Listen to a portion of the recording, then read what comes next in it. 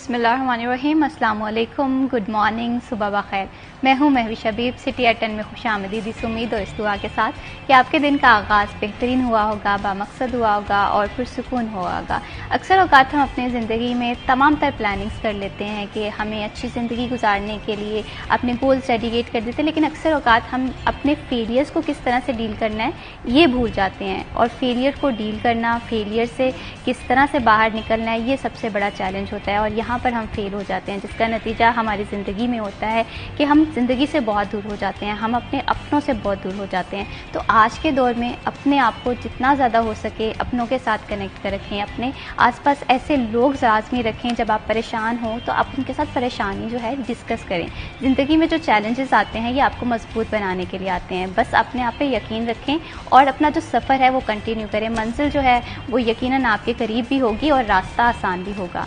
अब बढ़ाते हैं प्रोग्राम को आगे और अब बात करते हैं कुछ फैसलाबाद के हवाले से या पूरी दुनिया के हवाले से। हम देख रहे हैं कि डिजिटलाइजेशन का दौर बहुत ज़्यादा अहम हो गया है। डिजिटलाइजेशन होनी भी चाहिए क्योंकि ये पूरी दुनिया को एक दूसरे के साथ कनेक्ट कर रही है। जो बातें हमें आज से अगर 10-20 साल पहले देखें कि हफ्तों में पता चलती थी, अब एक क्लिक के जो है दूरी पर हमें फ़ौरन से इन्फॉर्मेशन मिल जाती है। लेकिन इसके साथ साथ इसके बहुत सारे नेगेटिव इम्पैक्ट्स भी हैं जिसके असरात हमारी ज़िंदगी को काफ़ी हद तक मुतासिर कर रहे होते हैं। आर्टिफिशियल इंटेलिजेंस के स्कोप को किस तरह से देख रहे हैं, साइबर क्राइम के वाक़या दिन ब दिन बढ़ते जा रहे हैं, इससे किस तरह से एक इंसान की ज़िंदगी इफेक्ट होती है, इन टॉपिक्स पे हम गुफ्तगू करेंगे। लेकिन इन टॉपिक्स पे गुफ्तगू करने से पहले हमारे जो आज के मेहमान हैं उनका तारुफ करवा दूं। आज हमें प्रोग्राम में ज्वाइन किया है सिटी 41 के सीनियर रिपोर्टर जहांगीर अशरफ ने। अस्सलाम वालेकुम। वालेकुम अस्सलाम। जहांगीर कैसे हैं आप? जी अल्हम्दुलिल्लाह। बहुत शुक्रिया Jahangir for joining us in this programme. Jahangir Ashraf के साथ ही हमें ज्वाइन किया है मरियम रज़ा ने, सिटी 41 की रिपोर्टर हैं। अस्सलाम वालेकुम। मरियम कैसी हैं आप? अल्हम्दुलिल्लाह, आप कैसी हैं? अल्लाह का शुक्र, मैं बिल्कुल ठीक। बहुत शुक्रिया Mariam for joining us in this programme. Jahangir Ashraf, आपसे ही गुफ्तगू का आगाज़ करूँगी। सोशल मीडिया एक हॉट टॉपिक भी है, हम सब की ज़िंदगियों से कहीं ना कहीं कनेक्टेड है। मैं, आप, हम सब एक इस निज़ाम का हिस्सा हैं, लेकिन इसके नेगेटिव इम्पैक्ट्स देखें तो क्या हैं और किस तरह से हमारी ज़िंदगी को इफ़ेक्ट कर रहे हैं? महविश 21वीं सदी जो है इसको टेक्नोलॉजी, एआई और तमाम जो एडवांसमेंट है उसकी सदी करार दिया गया है, क्योंकि इससे पिछली जो सदियां गुजर चुकी हैं उसमें इतनी तेजी से इतनी एब्रप्ट चेंज कभी नहीं आई जितनी 21वीं सदी में आ रही है। अभी सिर्फ 25 साल गुजरे हैं, 2025 में हम इस वक्त हैं। तो इन 25 सालों में इतनी ज़्यादा एडवांसमेंट आ चुकी है जो कि शायद पिछली कई दहाइयों में ना आई हो या कई सदियों में ना आई हो। अब देखिए कितने साल लगे रिटर्न तहरीर से आपको वीडियो तक आने में, लेकिन अब वीडियो से आगे इतनी चीज़ें एडवांसमेंट की तरफ जा रही हैं कि वीडियो वाली चीज़ें भी बहुत पीछे रहती जा रही हैं। हर चीज़ का एक, जैसे अखबार से रेडियो में आए, फिर उसके बाद टीवी आया, फिर इंटरनेट का दौर आ गया और अब हर बंदे के हाथ में गैजेट है और टीवी की जरूरत भी बहुत कम हो गई है। तो जितनी एडवांसमेंट हर गुजरते दिन के साथ होती जा रही है, हमें उतनी ही रफ्तार के साथ इसके साथ चलना है। अच्छा, इसमें क्या होता है कि जब भी एडवांसमेंट या चेंज आती है उससे एक हमारे अंदर जो लालच का एलिमेंट होता है ना, बहुत सारे लोग उससे लालच और उससे बेनिफिट लेने के चक्कर में नेगेटिव साइड पे चले जाते हैं। तो हमें कोई भी चीज़ बुरी नहीं होती, उसका इस्तेमाल उसको अच्छा या बुरा बना देता है। हम सोशल मीडिया की बात करते हैं, डिजिटल मीडिया की बात करते हैं, मुख्तलिफ ऐप्स की बात करते हैं, सब में आपको अच्छा कंटेंट भी मिलेगा और नेगेटिव कंटेंट भी मिलेगा। किसी भी एक प्रोडक्ट को आप बहुत ही बुरा नहीं कह सकते और उसको बहुत अच्छा भी नहीं कह सकते, उसके इस्तेमाल पर है। और सबसे बड़ा मसला हमारे पाकिस्तान में ये है कि हमने कभी भी उसका प्रॉपर यूज नहीं सिखाया। हमें सबसे, चूंकि हम एक बड़ी जल्दी इमोशनल हो जाते हैं, बड़ी जल्दी रिलीजियस एलिमेंट्स हमारे सामने आ जाते हैं, तो हमारे सबसे पहले तो तनकीद इस बात पे होती रही कि जनाब टीवी आया, तस्वीर आई, हमने इसको अडॉप्ट नहीं करना, इससे दूर रहना है। लोगों ने आहिस्ता आहिस्ता अडॉप्ट किया और अब उन लोगों के भी चैनल्स हैं जो इसको मना करते थे कि हमने तस्वीर की तरफ नहीं जाना।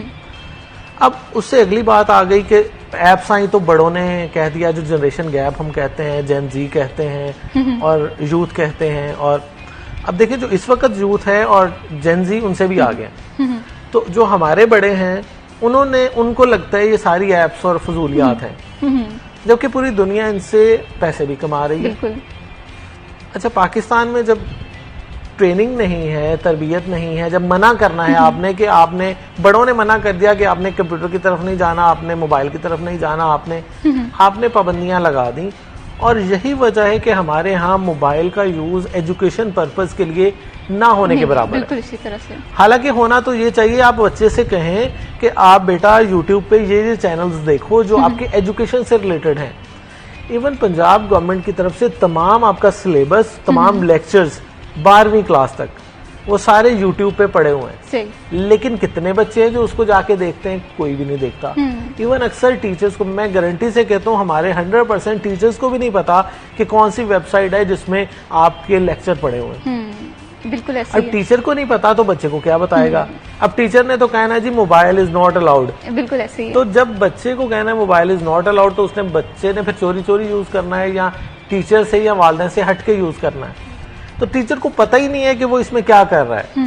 और मोबाइल और एप्स ऐसी दुनिया है जो आपको खुद आगे ले जाती हैं। आपको किसी की गाइडलाइन की जरूरत नहीं पड़ती, वो खुद हाथ पकड़ती है आपका और अपनी मर्जी से आगे लेके चल पड़ती है।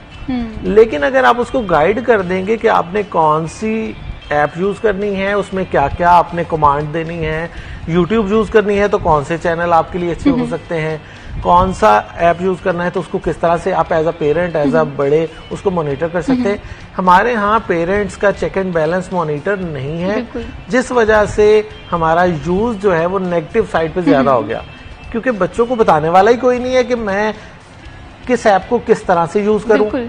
अब उन्हीं ऐप से पॉजिटिविटी से भी लोग पैसा कमा रहे हैं और उन्हीं ऐप में नेगेटिव एक्टिविटीज में इंडल्ज होकर भी लोग पैसा कमा रहे हैं। तो पैसा कमा रहे हैं, लेकिन आपको गाइड चुके नहीं किया गया। आपकी काउंसलिंग जितनी हमारी तालीम में जरूरी है, उसी तरह से आपकी सोशल मीडिया के यूज के हवाले से आज तक मेरा नहीं ख्याल किसी तालीमी अदारे ने सोशल मीडिया यूज के हवाले से काउंसलिंग की हो बच्चों की। तो उसी वजह से अब आपको, मुझे या इसको या किसी को नहीं पता, तो हम उसमें क्या होता है, उसमें इनसिक्योरिटी फील करते हैं और इनसिक्योरिटी का शिकार हो जाते हैं और इवन ब्लैकमेलिंग तक बातें पहुंचती हैं, क्योंकि हमें पता नहीं होता कि हमने किस लिमिट तक जाना है। बिल्कुल। हमें सिक्योरिटी और प्राइवेसी का नहीं पता होता। तो साइबर सिक्योरिटी का नॉलेज, इन्फॉर्मेशन आम ना होने की वजह से हर कोई परेशान है कि मेरा डाटा लीक हो रहा है, मेरे डाटा की प्राइवेसी नहीं रही, मेरा डाटा चोरी हो गया। तो ये सारे इश्यूज इसीलिए हैं कि हमने इसको एक हवा बनाया और पेरेंट्स ने और बड़ों ने और टीचर ने कहा मोबाइल नहीं यूज करना, मोबाइल नहीं यूज करना। तो उसकी वजह से हमारे बच्चों में जो गैप आया, तरबियत थी नहीं, तो फिर जो उनको वो हाथ पकड़ के जिधर ले गया सोशल मीडिया, वो उधर चले गए। बिल्कुल इसी तरह से मोबाइल ना यूज करना ये हल नहीं है। हल ये है कि हम किस तरह से अवेयरनेस देते हैं। और जाहिर सी बात है, पूरी दुनिया में आर्टिफिशियल इंटेलिजेंस पे काम हो रहा है, इंफॉर्मेशन टेक्नोलॉजी में हम देख रहे हैं कि बहुत बड़े बड़े मार्के मारे जा रहे हैं, लेकिन हम आज भी वही सोच में हैं कि फ़ोन का इस्तेमाल लिमिटेड होना चाहिए, लेकिन फ़ोन का इस्तेमाल यूज़फुल होना चाहिए। तो मरियम, यहाँ पर मैं आपसे ये जानना चाहती हूँ, अगर हम स्टूडेंट्स के पॉइंट ऑफ व्यू के हवाले से बात करें तो कहते हैं कि 2 तरह के स्टूडेंट होते हैं। एक वो जो कि पढ़ते हैं और फ़ोन के ज़रिए, दूसरा ये होता है कि जो बैटरी लो करके सोने वाले स्टूडेंट होते हैं, लाइक रील्स देख लिया, सोशल मीडिया पे कोई ऐसी एक्टिविटी नहीं है जो उनके लिए यूज़फुल साबित हो सके। तो ये चीज़ कितनी हमारी लाइफ को मुतासिर कर रही है? अच्छा, इसके लिए मैं भी सबसे पहली बात तो ये कि जैसे आपने कहा कि कुछ ऐसे स्टूडेंट्स हैं जो फ़ोन से पढ़ने वाले हैं। हमारे यहाँ तो फ़ोन से पढ़ने वाले बच्चे हैं ही नहीं। और अगर आप क्लास में 30 बच्चों की स्ट्रेंथ है तो उसमें से कोई 2% या 3% बच्चा है जिसको पता होगा कि हमने AI का या चैट GPT का इस्तेमाल जो है वो पढ़ाई में भी किया जा सकता है और वो कैसे करना है। आपकी पूरी बुक्स इंटरनेट पे पड़ी हुई हैं। हम प्रिंट अभी भी हम प्रिंट निकालते हैं। अभी माँ बाप को कहते हैं कि अब्बू ये प्रिंट निकलवा दें, अब्बू रात को आप जा रहे हैं जरा प्रिंट निकलवा के लेगा। क्यों? हमारे फ़ोन के अंदर हमारी किताबें पूरी पड़ी हुई हैं। आप जो सिलेबस चेंज हुआ है वो भी अपडेट कर दिया गया है। वहाँ पर आपको इतनी भारी भरकम किताबें आप जो पकड़े हैं, आप बस इसका वेट उठा लें और वही आपके लिए काफ़ी है। लेकिन सिर्फ समझने की बात यह है कि ये आपकी सही नीड के लिए और आपकी ज़रूरत के लिए, जो कि हम नहीं करते। हम वही वाली बात है कि रात को जब तक बैटरी लो नहीं होगी तब तक हम उसको स्क्रॉलिंग करते रहेंगे। हम ये नहीं देखेंगे कि शायद इसमें से हमें कोई अच्छी चीज़ मिल जाए। और ये चीज़ कहा जाता है कि हमारा फ़ोन हमारी बातें सुनता है। अगर फॉर एग्जांपल हम यहाँ बैठे AI के बारे में या दूसरी टेक्नोलॉजी के बारे में बात करेंगे तो ये सुनेगा भी और आपको उस हवाले से रील्स भी दिखाएगा। लेकिन अगर आपने बातें ही सिर्फ हंसी मजाक वाली और वो बातें करनी है जो कि लॉजिकल नहीं है, इलॉजिकल है, तो फिर आपको आपका फोन भी वही चीजें दिखाएगा। जैसे जहांगीर साहब ने कहा कि वो हाथ पकड़ के आपको लेके जाएगा और वो दिखाएगा जो वो दिखाना चाहता है। जो आप देखना चाहते हैं वो आपने अपनी कमांड देनी है उसको कि भाई हम ये देखना चाह रहे हैं, ये हमारे लिए जरूरी है। और मैं जहांगीर साहब की बात को सेकंड करूंगी कि कहीं पर भी सोशल मीडिया का यूज हमें नहीं बताया जाता, हमें बस यही स्ट्रिक्ट किया जाता है कि आपने फोन नहीं यूज करना। और हमारे यहाँ ना थोड़ा सा अगर हम पीछे बात करें, आपको भी याद होगा कि जैसे ही मैट्रिक किया जाता था तो मैट्रिक से पहले या आफ्टर मैट्रिक तो हमारी जो बड़ी सिस्टर होती थी या कोई कजन होता था वो कहता था मैट्रिक कर लो, उसके बाद तुम्हें फेसबुक का हम पेज बना के देंगे या तुम्हें प्रोफाइल बना देंगे। तो अब तो ये भी चार्म जो है किसी हद तक खत्म हो चुका है, क्योंकि बच्चों को खुद ये चीजें करनी आ गई हैं। आप इंस्टेड ऑफ ये कि फेसबुक का पेज या प्रोफाइल बनाना सीखें, आप ये सीखें कि आपने जो पढ़ना है आगे आप, अच्छा इसमें सबसे जबरदस्त बात यह है कि अगर आप AI से कम्युनिकेट करते हैं, उसके साथ उसको मैसेज करके पूछते हैं कि भी मेरा ये मैंने पढ़ा था और अब मैं मजीद आगे पढ़ना चाहता हूँ, मुझे इंटरेस्ट है, तो आप यकीन करें आपको वो भी बताएगी कि आप आगे किस में जा सकते हैं। हम अब टीचर्स के लिए और कैरियर काउंसलिंग के लिए भी पे करते हैं, हमारे फोन में हमारा कैरियर काउंसलर बैठा है, अगर आप उससे पूछेंगे तो आपको सारा कुछ गाइड करके बताएगा कि आप इस वक्त क्या कर सकते हैं। लेकिन बात सिर्फ वही आ जाती है कि हम इंस्टाग्राम, फेसबुक और स्पेशली टिकटॉक को स्क्रॉल करने में इतने ज्यादा मसरूफ हैं कि हम भूल चुके हैं कि हमने AI का इस्तेमाल जो है वो पॉजिटिविटी में करना है। हम सिर्फ उस स्क्रॉलिंग के अंदर मसरूफ हैं जिसमें हमारा कोई लेन देन नहीं है। अच्छा, इसमें एक और दिलचस्प बात यह है कि इंस्टाग्राम, फेसबुक और टिकटॉक की स्क्रॉलिंग पे भी आपको पैसे मिलते हैं, हमें नहीं पता। बहुत से लोग हैं जिनको नहीं पता, वो बस फालतू में स्क्रॉलिंग कर रहे हैं। हमें पॉजिटिविटी की तरफ आना चाहिए, अपने आप को इस तरफ लेके आए कि आप खुद कुछ अर्न कर सकें। ज्यादा नहीं, थोड़े से शुरू करेंगे तो ज्यादा की तरफ ऑटोमेटिकली चले जाएंगे, क्योंकि आपको जब एक रास्ता मिलता है तो उस पॉजिटिव रास्ते पे और भी रास्ते खुले हुए, उनके दरवाजे मिल जाते हैं आपको। लेकिन जब आपने सिर्फ इंटरनेट का इस्तेमाल ही करना है और फिर दूसरा अपने माँ बाप को परेशान करना है, क्योंकि हमारे माँ बाप बड़े परेशान हो जाते हैं। अब हमारे यहाँ एजुकेशन की कमी है, बिल्कुल हमें अवेयरनेस की कमी है। कई बार ऐसे लोग हैं जो एजुकेटेड हैं लेकिन उनको अवेयरनेस नहीं होती। जैसे हमारे माँ बाप, जो आजकल के माँ बाप हैं, अगर वो एजुकेटेड भी हैं तो उनको अवेयरनेस नहीं है कि अगर बच्चा उनका फोन यूज कर रहा है तो फोन में क्या यूज कर रहा है, वो क्या देख रहा है, उसको क्या देखने से रोकना है और उसको क्या दिखाना है।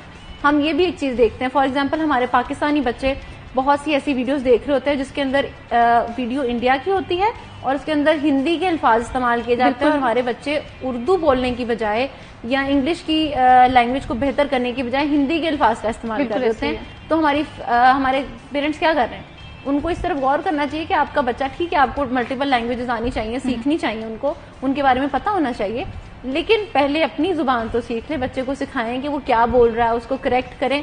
और इससे मदद ये हो सकती है कि आप इस तरह की राइम्स बच्चों को दिखाएं जो वो पढ़ें, सुने और उसके बाद वैसे ही बोलें। तो ये बड़ा जरूरी है। हम साथ साथ अगर टेक्नोलॉजी आई है तो उसको साथ लेके चलना, और कैसे लेके चलना ये हम पे डिपेंड करता है। ये बहुत बड़ा सवाल है कि टेक्नोलॉजी हमारी जिंदगियों में तो आ गई है, लेकिन उसे अपनी जिंदगी में शामिल हमने कर लिया, लेकिन किस तरह से इफेक्टिव बना सकते हैं ये हम सबकी रिस्पॉन्सिबिलिटी है। अभी वक्त है एक छोटी सी ब्रेक का, कहीं मत जाइए, हमारे साथ रहिए।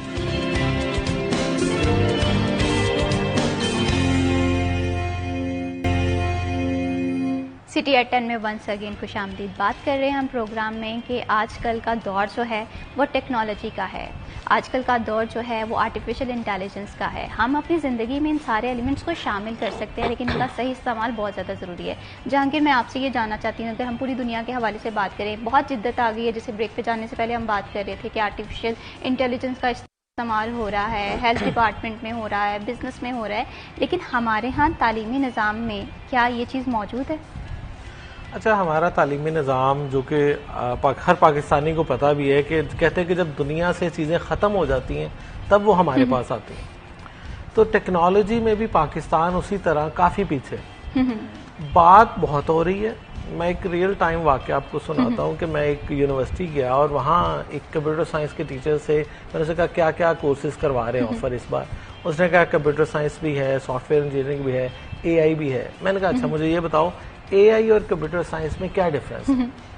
अच्छा, वो टीचर जो साहब थे वो AI और CS का डिफरेंस नहीं बता सके। अच्छा, अब टीचर को ही नहीं पता AI और CS का डिफरेंस क्या है, तो अब जिस बच्चे ने 4 साल उन टीचर के पास पढ़ लेना है BS AI, तो उनको क्या पता होगा। वो कहता BS, कहता सिर्फ नाम की तब्दीली है, वो भी कंप्यूटर साइंस है। तो अंदाजा करें जब टीचर हमारे ऐसे होंगे जो खुद अनअवेयर हैं AI से, उन्हें नहीं पता कि AI के क्या क्या टूल दुनिया में आ चुके हैं, एप्लीकेशंस क्या क्या हैं, उससे हम क्या बेनिफिट ले सकते हैं, उसको रियल लाइफ में कहाँ कहाँ यूज कर सकते हैं। अब देखिए कहा जा रहा है कि जैसे हमारे न्यूज रूम में भी एआई यूज हो रही है, लोग इस तरफ भी आ रहे हैं कि एआई से न्यूज पढ़ाएं, और हर जगह मॉडलिंग में अब एआई को कपड़े पहनाकर आप मॉडलिंग करवा दें, आपको इंसान की जरूरत नहीं रही मॉडलिंग के हवाले से।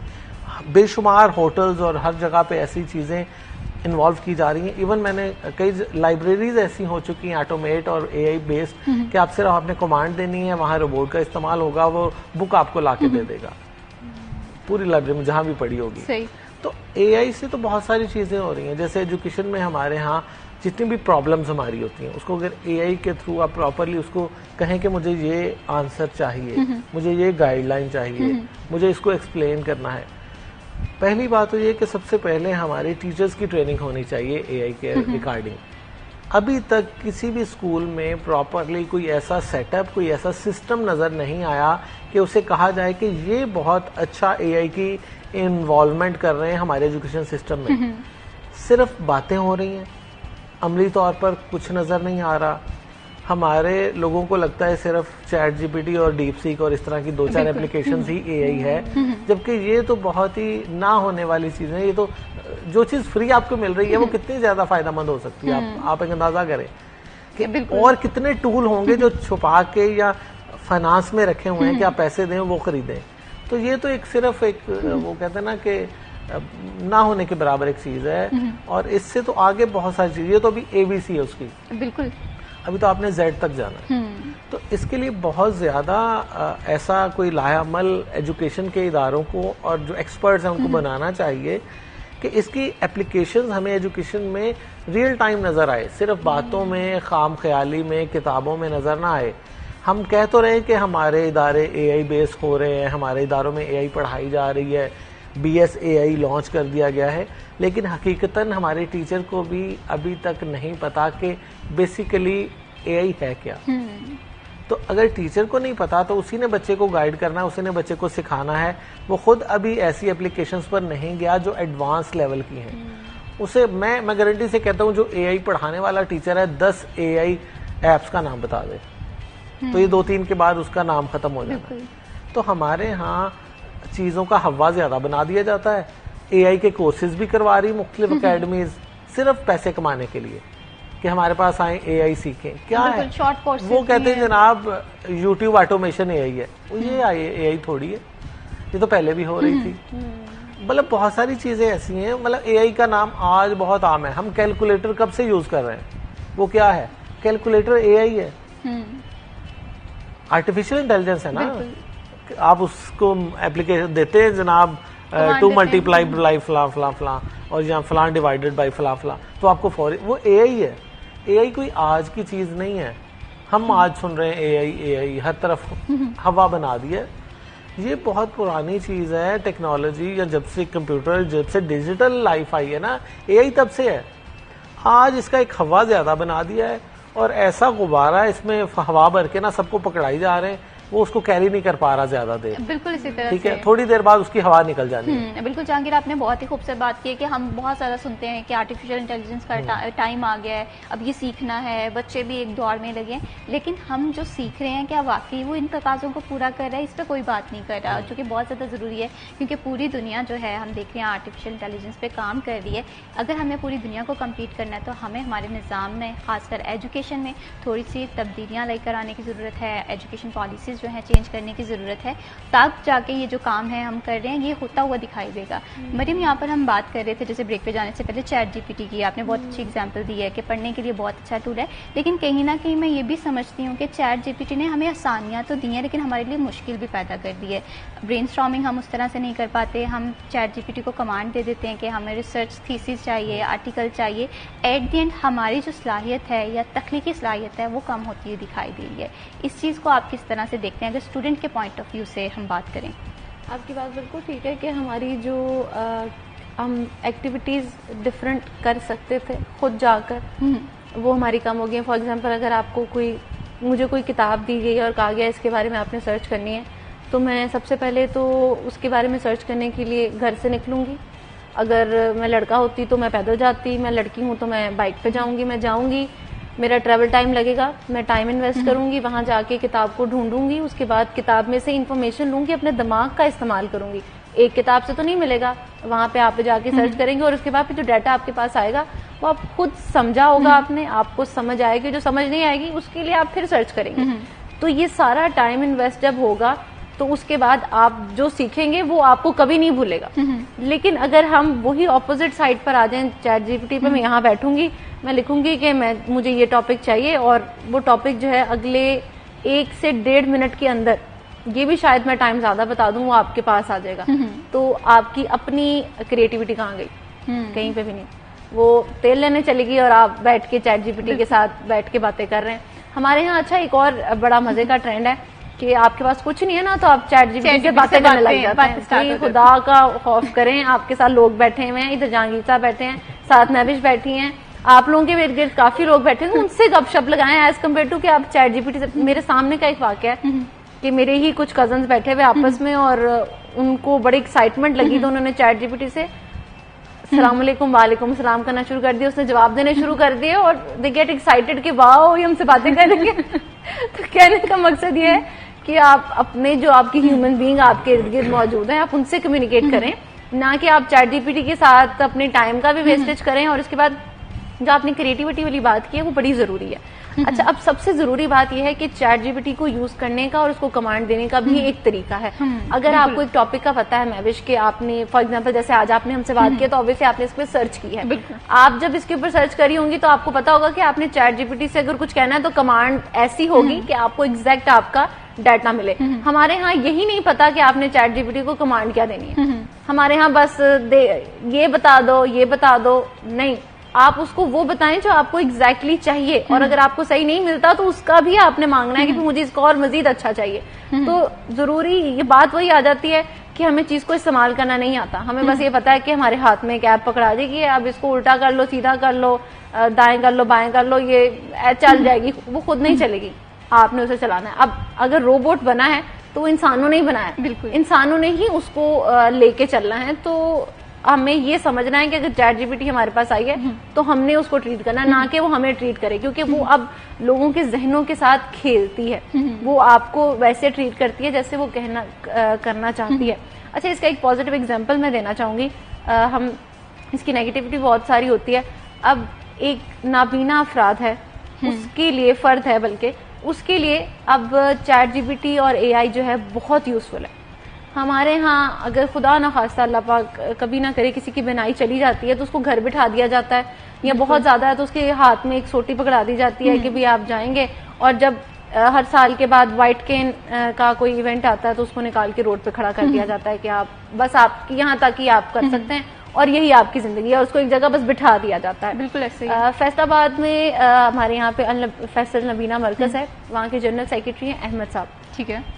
उन्होंने एक ऐनक ली है जो कि एआई है, मेटा एआई की है, और इट्स नॉर्मल, वो मिलती है, लेकिन हमारे यहाँ क्योंकि अवेयरनेस नहीं है तो वो उसका इस्तेमाल करते हैं। उन्होंने अपने एआई फोन, अपने फोन के साथ उसको कनेक्ट किया हुआ है। अगर वो फॉर एग्जांपल आपकी पिक्चर लेंगे, आपकी अगर वो लेते हैं तो उनके यहाँ पे स्पीकर लगा हुआ है और ऐनक उनकी आंखों पे है, पिक्चर खिंच गई है और उनका मीटा एआई उनको बता देगी कि आपके सामने खूबसूरत सी लड़की बैठी है जिसके बाल खुले हैं, उसने जिंक और ब्राउन कलर के कपड़े पहने हुए हैं, पिंक कलर की उसकी जूती है, और सोफे पे बैठकर माइक लगाकर आपके साथ बात कर रही है। उसको ये सब सुनेगा और वो आपको बताएगा, ठीक है, वो बिल्कुल ब्लाइंड है। तो ये एक पॉजिटिव चीज है, हमें इसको लेके आने की जरूरत है कि एक नाबीना अफराद जिसको आपने नाबीना फर्द है उसको घर में बिठाया हुआ है और उसको एक कोने में बिठा के कहा हुआ कि बस अब तुम्हारी जिंदगी का कोई मकसद नहीं है।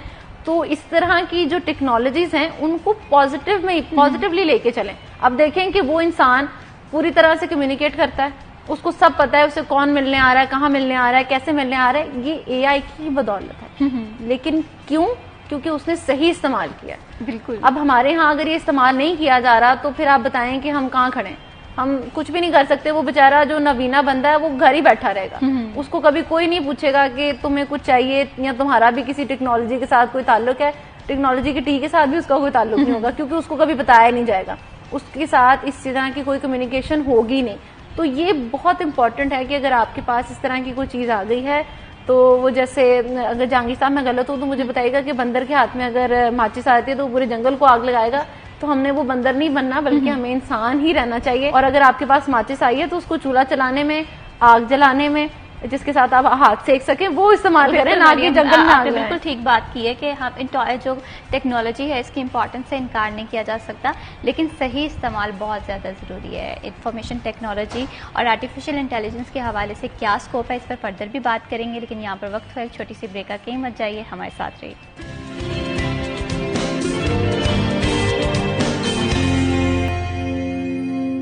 सिटी एट 10 में वंस अगेन खुशामदीद। प्रोग्राम पे हम बात कर रहे थे कि इंफॉर्मेशन टेक्नोलॉजी हमारी ज़िंदगी में बहुत ज़्यादा ज़रूरी है। हम देखते हैं कि आजकल पूरी दुनिया इंफॉर्मेशन टेक्नोलॉजी पे काम कर रही है। आर्टिफिशियल इंटेलिजेंस जो है वो हम न्यूज़ रूम में भी देख रहे हैं, और इसी के साथ अब तो ये भी हो गया है कि सोशल मीडिया पर डिफरेंट प्लेटफॉर्म्स हैं जहाँ पर बाकायदा इंस्टाग्राम अकाउंट्स हैं जिसे थ्रू मॉडलिंग की जाती है। आपको किसी मॉडल की भी ज़रूरत नहीं होती। ये बिज़नेस में बहुत ज़्यादा इफेक्टिव है, लेकिन इसके साथ साथ इसके नुकसान बहुत हैं। हम देखें कि आपकी आवाज़ की कॉपी कर ली जाएगी, किसी को ब्लैकमेल किया जा सकता है, किसी की पिक्चर जो है वो एडिट करना और ये पहचानना कि क्या ये रियल है या फेक है, ये बहुत मुश्किल हो गया है। इस पे जहांगीर मैं आपसे इंसाइट लेना चाहूँगी कि इस चीज़ ने हमारी ज़िंदगी को कितना मुतासिर किया। हमने देखा है कि अगर किसी की पिक्चर क्लिक करके उसे अल्टरनेट करना बहुत ज़्यादा आसान हो गया है। इसमें वाक़यात भी आपने देखे होंगे कि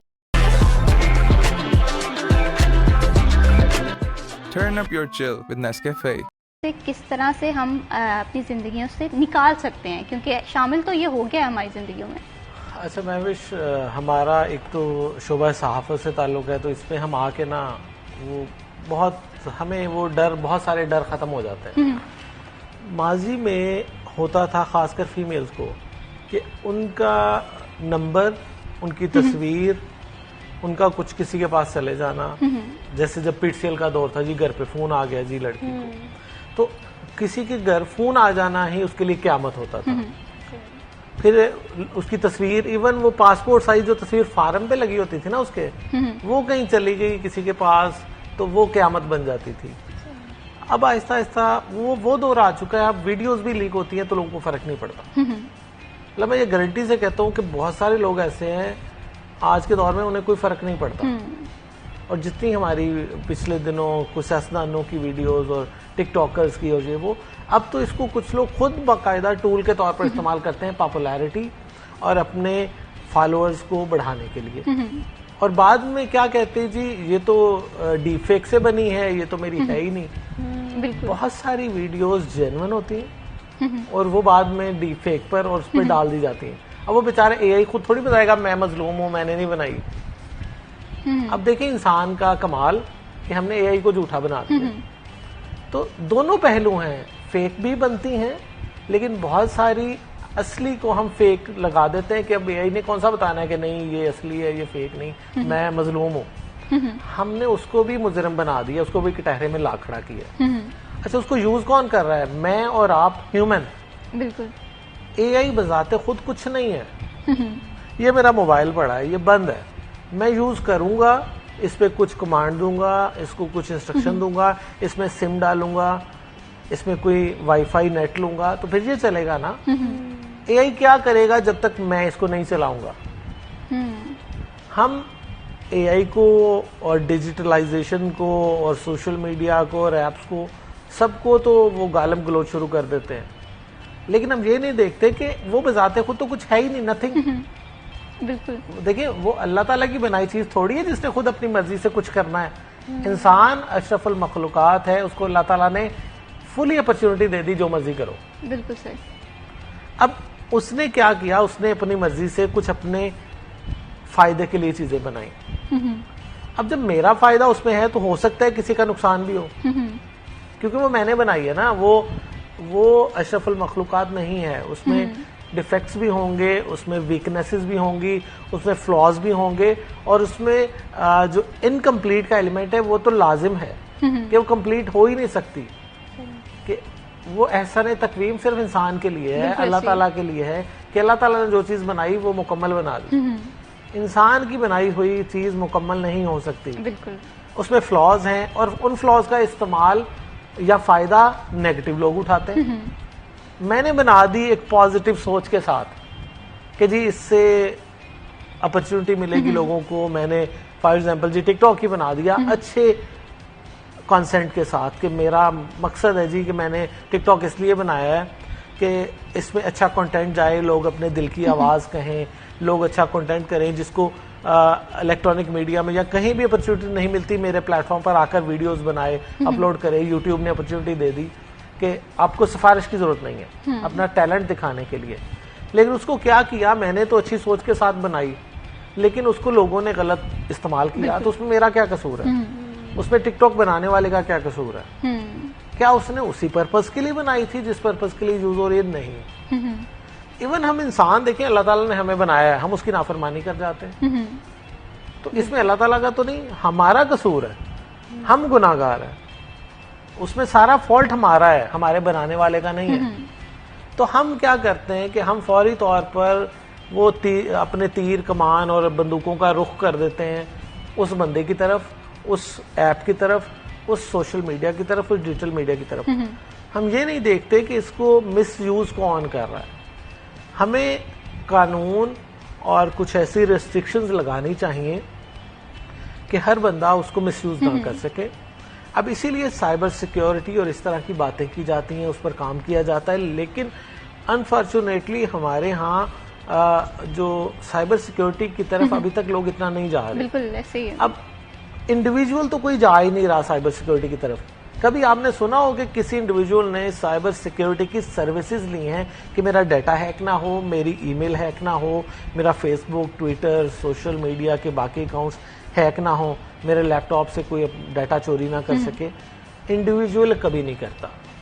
बहुत बड़ी बड़ी फर्म्स उस वक्त साइबर सिक्योरिटी की हेल्प लेती है जब उनके साथ कोई फ्रॉड हो जाता है।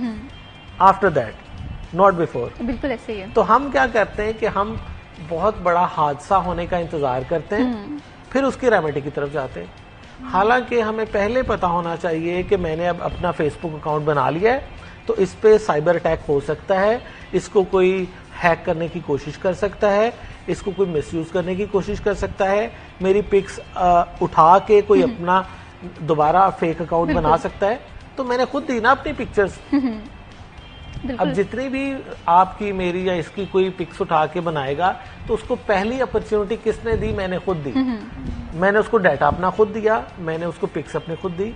तो इसलिए साइबर सिक्योरिटी से रिलेटेड बहुत सारे जो लोग इदारे काम कर रहे हैं वो कहते हैं अपनी प्राइवेसी आपने खुद इंश्योर करनी है। अपनी पिक वो दें जो आपको कल को एतराज ना हो कि कहीं पे ये मिसयूज ना हो जाए। आप अपना डाटा वो शेयर करें जो कल को आपको शर्मिंदा ना करे। ठीक है, रियल टाइम डाटा शेयरिंग से मना किया जाता है साइबर सिक्योरिटी के पॉइंट ऑफ व्यू से कि कभी भी आपने अपनी लाइव लोकेशन नहीं देनी, कभी भी आपने ये नहीं बताना कि हम इस वक्त फला जगह पर है। हमेशा रिकॉर्डेड चीजें ऑन एयर करें। जो साइबर सिक्योरिटी के रूल्स हैं वो कहते हैं कि कभी भी लाइव कुछ ना करें, लोगों को अपनी लाइव लोकेशन और लाइव और अपना सब कुछ ना बताएं। अपनी चीजें खुद हाइड रखेंगे तो बचत होगी। अदरवाइज एक बार जो चीज आपके सोशल मीडिया पे चली गई वो आपकी नहीं रही। फिर आप नहीं कह सकते मेरी पब्लिक लाइफ नहीं थी, मेरी प्राइवेसी है, मेरी पर्सनल लाइफ है। तो जब आप पब्लिक में आ जाते हैं तब आपकी प्राइवेसी डिस्टर्ब हो जाती है। आपने खुद ही डिस्टर्ब कर दी। वो आप छोड़ दें दूसरों पे इल्जाम लगाना, आप खुद इसके जिम्मेदार हैं। इनिशिएट बंदा खुद करता है, लोग उससे फायदा उठाते हैं। बिल्कुल जहांगीर, ये बात तो आपने बिल्कुल ठीक की है कि प्राइवेसी जो है कहीं ना कहीं जब हम पब्लिक फिगर होते हैं तो वो उस तरह से हम ये क्लेम नहीं कर सकते। लेकिन इसके साथ साथ ना आर्टिफिशियल इंटेलिजेंस हम देखते हैं कि डीप फेक में बहुत ज़्यादा इस चीज़ का इस्तेमाल हो रहा है। मरियम, आपने भी देखा होगा अक्सर औकात हमें व्हाट्सएप पे कोई लिंक आ जाता है कि क्लिक करें और फिर हम देखते हैं कि हमारे अकाउंट्स जो हैं वो हैक हो जाते हैं। समटाइम व्हाट्सएप का ये जाता था कि ये हैक नहीं होता, लेकिन बहुत सारे लोग इसे हैक करने की ट्राई करते हैं। ख़वातीन के साथ ये मामला किस तरह से, उनके लिए कितनी मुश्किलात होती हैं? क्योंकि मैं और आप एक खातून होने के नाते हम समझ सकते हैं कि सोसाइटी में ये कितना बड़ा चैलेंज है। आपकी बात बिल्कुल ठीक है कि ख़वातीन को ये चीज़ें फेस करनी पड़ती हैं। जहांगीर साहब वाली बात मज़े की भी थी। मज़े की सेंस ये थी कि भाई उन्होंने बता दिया कि इस तरह से ख़वातीन इन चीज़ों से, यानी कि अगर पीटी साहब पे भी फ़ोन है तो भाई क्या आपके घर क़यामत उतरेगी। तो वही वाली बात है कि स्टेप बाय स्टेप हम इस पोजीशन तक आ चुके हैं कि हम अपनी पिक्चर्स को पब्लिक भी कर रहे होते हैं, अपनी पोस्टिंग भी कर रहे होते हैं और उसके बाद फिर हम खुद ही शिकायत भी कर रहे होते हैं कि ओहो ये कहाँ से आ गई, ये इसके पास कहाँ से आ गई, ये कैसे पहुँच गई, आपने खुद दी है। या हम कई चीज़ें ऐसी, कई बार हम जब भी बैठ के गुफ्तगू करते हैं तो उसके अंदर ये बात होती है कि हम हमेशा दूसरों को ब्लेम करते हैं, ये सोचे बगैर कि शायद हम में ही फॉल्ट था, हमसे गलती हुई जिसकी वजह से अगले बंदे को ये करने का मौका मिला। तो ये चीज़ हमारे यहाँ बहुत ज़्यादा है और ख़वातीन को फिर इस चीज़ का ज़्यादा फेस करना पड़ता है, क्योंकि वो घरों को आप कह लें कि अब ख़वातीन घरों की इज्जत होती हैं, उनको समझा भी जाता है और ये बड़ी अच्छी चीज़ है, और उस चीज़ की पासदारी करने के लिए उनको ये एहतियात करनी पड़ती है। बिल्कुल इसी तरह से ख़वातीन को ज़्यादा एहतियात करनी चाहिए भी, और क्योंकि हम एक ऐसी सोसाइटी में रह रहे हैं जहाँ पर आर्टिफिशियल इंटेलिजेंस पॉजिटिव तौर पे तो उस तरह से यूज़ नहीं किया जा रहा, लेकिन इसके नेगेटिव इम्पैक्ट काफ़ी ज़्यादा देख रहे हैं जो हमारी ज़िंदगियों को मुतासिर कर रहे हैं। यहाँ पर वक्त है एक छोटी सी ब्रेक, कहीं मत जाइए, हमारे साथ रहिए।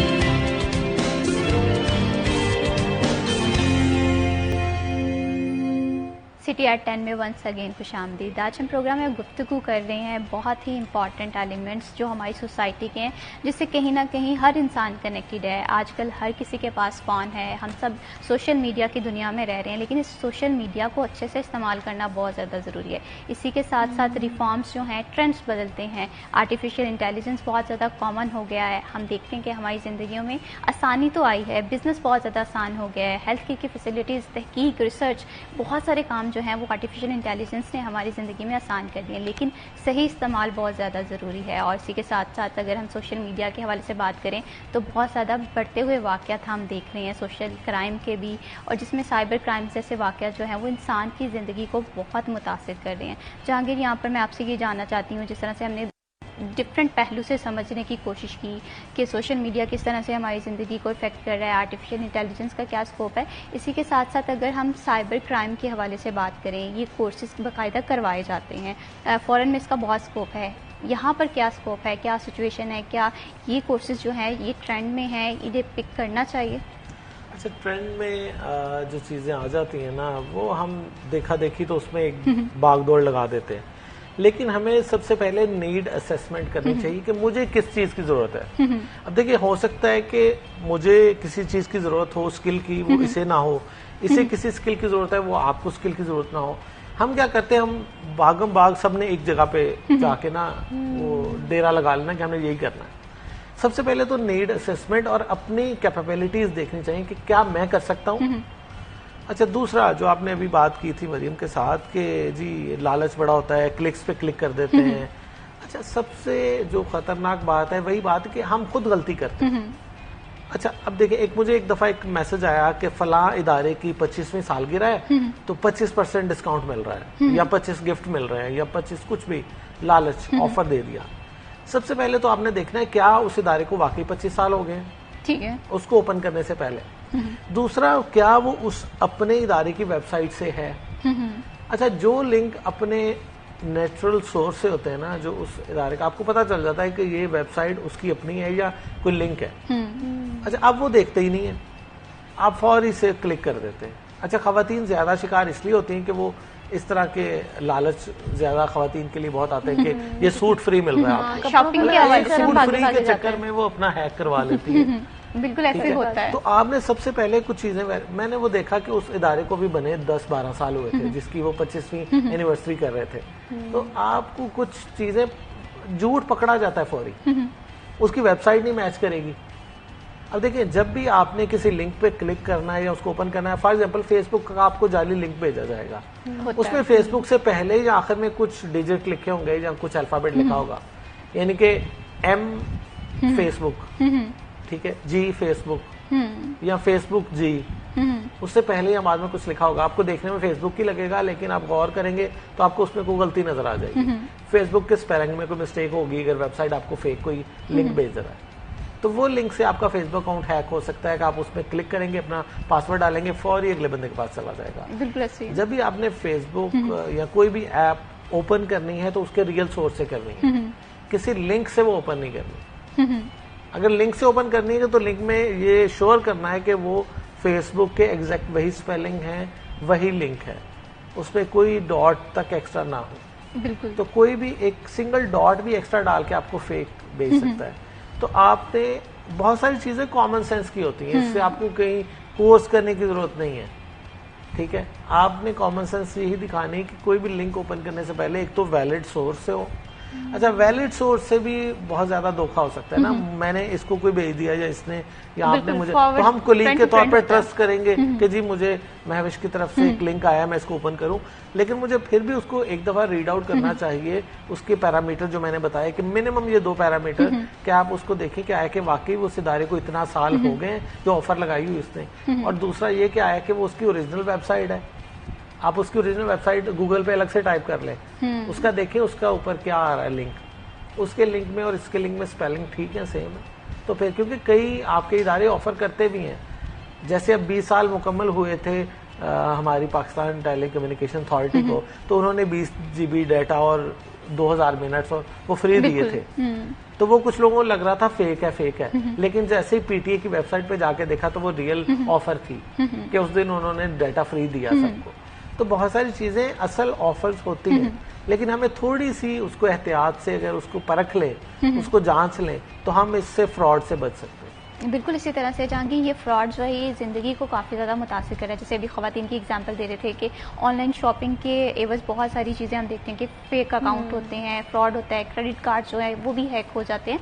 तो ये सारे जो मामला थे इन्होंने ख़वातीन की ज़िंदगी को काफ़ी ज़्यादा मुतासिर किया, बल्कि अब तो हर कोई कहीं ना कहीं इस चीज़ से इफेक्ट हो रहा है। आप पेट्रोल पंप पर चले जाएँ, वहाँ पर इस तरह के फ्रॉड देखने को मिल रहे हैं। तो मरीम, अब सवाल ये है कि क्या अगर हम सोशल मीडिया को कंट्रोल कर लें, क्या कंट्रोल सोशल मीडिया इस चीज़ का हल आपको दिखाई देता है, या हमें सिर्फ अवेयरनेस क्रिएट करनी चाहिए ताकि लोग जितने ज़्यादा अवेयर होंगे इस मसले का हल आप किस तरफ देख रही हैं? अच्छा, इसमें मैं सोशल मीडिया को तो कंट्रोल किया ही नहीं जा सकता। वो एक इतना बड़ा ग्राउंड है जहाँ पर आप जितना ज़्यादा भागते जाएंगे उतना ज़्यादा आप चीज़ों को जानते भी जाएंगे, और कहीं ना कहीं उसके पॉजिटिव नेगेटिव इफेक्ट जो है वो भी आप पे होते रहेंगे। इसके अंदर ये चीज़ है कि आप उसको इस्तेमाल इस तरह से करना शुरू कर दें कि आप उसको कंट्रोल कर सकें। इन सेंस कि अगर आप एआई का इस्तेमाल कर रहे हैं तो आप उसको पढ़ने के लिए एजुकेशन के हवाले से करें। और एजुकेशन सिर्फ ये भी नहीं है कि अगर हमें लगता है कि शायद हमने बीएस कर लिया, एमफिल कर लिया, तो उसके बाद हमने नहीं पढ़ना। नहीं भाई, आपको कोई छोटी सी छोटी चीज़ भी जाननी है तो आप वहाँ से जाके पढ़ सकते हैं। आपने कोई किताब पढ़नी है, आप पढ़ सकते हैं, और एआई के हर टूल को आप इस्तेमाल कर सकते हैं इन अ पॉजिटिव वे। आपको पता होना चाहिए कि अगर आप एक चीज़ इस्तेमाल करें तो आपके लिए कितनी पॉजिटिव होगी, लेकिन उसके अंदर सिर्फ वही बात आ जाती है कि आपको उस पर अवेयरनेस होना बहुत ज़रूरी है, आपकी कॉमन सेंस बहुत ज़रूरी है कि आप जो चीज़ इस्तेमाल, अब इतने कोर्स करवाए जाते हैं, इतने पैसे लेके करवाए जाते हैं, हम ये भूल जाते हैं कि हमने अपने फ़ोन जो हमारे अब्बा के पास है, भाई के पास है, अम्मी के पास है, उसी के अंदर हमारी सारी इन्फॉर्मेशन है। अगर हम उसी को खुद एक्सप्लोर करना शुरू कर देंगे तो हमें ऑटोमेटिकली चीज़ें सीखने को मिल जाएंगी। अब आप देखें कि जो बच्चे होते हैं 2-3 साल के, उनकी कभी हम स्क्रॉलिंग देखें तो उनकी फिंगर्स ऐसे चल रही जितनी हमने नहीं कभी चलाई होंगी।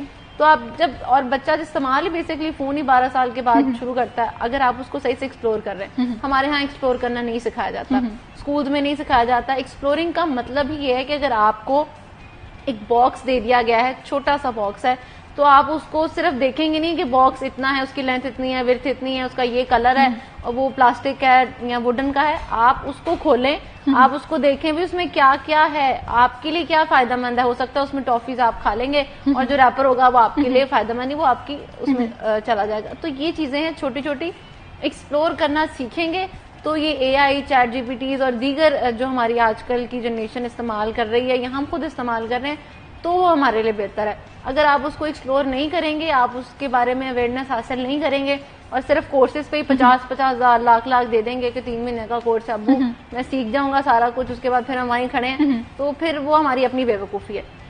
हम उसको खुद एक्सप्लोर करेंगे तो बहुत कुछ आसान हो जाएगा और ये सोशल मीडिया को कंट्रोल नहीं कर सकेंगे, लेकिन हम उसको इतना इस्तेमाल कर सकेंगे जितना हमारे लिए यूजफुल है। बिल्कुल इसी तरह से हमें पूरी दुनिया जो है ये हमारे फ़ोन में कैद होती है। हम इस पे हेल्थ के हवाले से टिप्स ले सकते हैं, हम इसमें एजुकेशन के हवाले से रिसर्च कर सकते हैं, बिजनेस किस तरह से स्टार्ट करना है, बहुत ज़्यादा टिप्स जो हैं। और इसके साथ साथ अगर ख़वातीन के हवाले से बात करें, शॉपिंग आइडियाज़, मेकअप ट्रेंड्स, सारी चीज़ें हमें इस फ़ोन में मिलती हैं। लेकिन अब ज़रूरत इस बात की है कि हमें किस तरह से इसे इंप्रेशन लेना है, पॉजिटिव किस तरह से इस्तेमाल करना है। जहांगीर, यहाँ पर आपसे भी जानना चाहूँगी, हमने मसले तो हाईलाइट किए कि इसका सोल्यूशन आप किस तरह से देखते हैं कि हमारे जो जिम्मेदार इदारे हैं, अगर हम साइबर क्राइम के हवाले से बात करें, साइबर विंग उस तरह से काम कर रहा है, एजुकेशन के हवाले से हमने पहले ही बात की, और सोशल मीडिया के कंट्रोल के हवाले से जैसे हम बात कर रहे थे, आखिर हल तो हम सब लोगों को तलाश करना है, तो कहाँ पर फेलियर आ रहा है? अच्छा, मुतलका इदारों को चाहिए कि वो खुद से स्क्रीनिंग करें और ऐसी ऐप्स और ऐसे फेक अकाउंट्स और ऐसी चीज़ें उनको ब्लॉक करें, उनको रिस्ट्रिक्ट करें कि वो आवाम तक पहुंचे ही ना। अब देखें, कोई भी किसी भी, अब जैसे रिसेंटली गवर्नमेंट ने कहा कि जी हम 27 यूट्यूब चैनल्स को बंद कर रहे हैं पाकिस्तान में, तो गवर्नमेंट कर सकती है, कुछ भी कर सकती है। तो अगर आप किसी अकाउंट्स को बंद कर सकते हैं तो आप फ्रॉड को क्यों नहीं रोक सकते?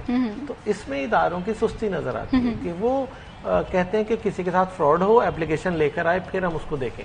तो ऐसा नहीं होना चाहिए। उनकी खुद सर्वेलेंस होनी चाहिए, खुद मॉनिटरिंग होनी चाहिए, और जो जो उनको लगे सस्पिशियस अकाउंट्स उनको पहले वार्न करें। अगर वो सबूत या वो प्रूफ नहीं दे सकते, अपने आप को जस्टिफाई नहीं कर सकते, तो उनको बैन करें। तो हमारे यहाँ बहुत आसान है गवर्नमेंट के लिए, पीटीए के लिए, एजेंसीज के लिए, एफआईए के लिए, कि वो ऐसे तमाम जो लूप होल्स हैं उनको बंद करे, जो अवाम को फ्रॉड की तरफ उकसाते हैं, उनको लेके आते हैं और करते हैं। और तमाम बैंक्स के हवाले से भी होना चाहिए कि उनकी जितनी भी जो देखें, बैंक अकाउंट के जरिए भी बहुत फ्रॉड होता है ना। आपसे पैसे मंगवा लिए जाते हैं, बाद में पता चलता है ये अकाउंट तो मतलब किसी के नाम पे यहाँ पे है ही नहीं, जिसको बेनामी देखने को ऐसा लगता है कि बहुत कॉमन से इश्यूज हैं, लेकिन ये कॉमन से इश्यूज हमारी ज़िंदगी को बहुत मुतासिर कर सकते हैं। ऑनलाइन फ्रॉड की सूरत में, पिक्चर्स लीक होने की सूरत में कई वाक़यात हमने देखे हैं, तो बहुत ज़्यादा एहतियात करने की ज़रूरत है। बहुत शुक्रिया Jahangir Ashraf for joining us in this programme. बहुत शुक्रिया मरियम, आपने हमारे प्रोग्राम को वक्त दिया। इंसान है, जाहिर सी बात है, टेक्नोलॉजी से हमें कहीं ना कहीं इफेक्ट होना चाहिए, कहीं ना कहीं नेटवर्किंग बनानी है, लेकिन जिम्मेदार और इफेक्टिव रोल हर चीज़ का होता है। बस इसे यहाँ पर हमें जिम्मेदारी से प्ले करने की जरूरत है। यहाँ पर वक्त है एक छोटी सी ब्रेक का, कहीं मत जाइए, हमारे साथ रहिए।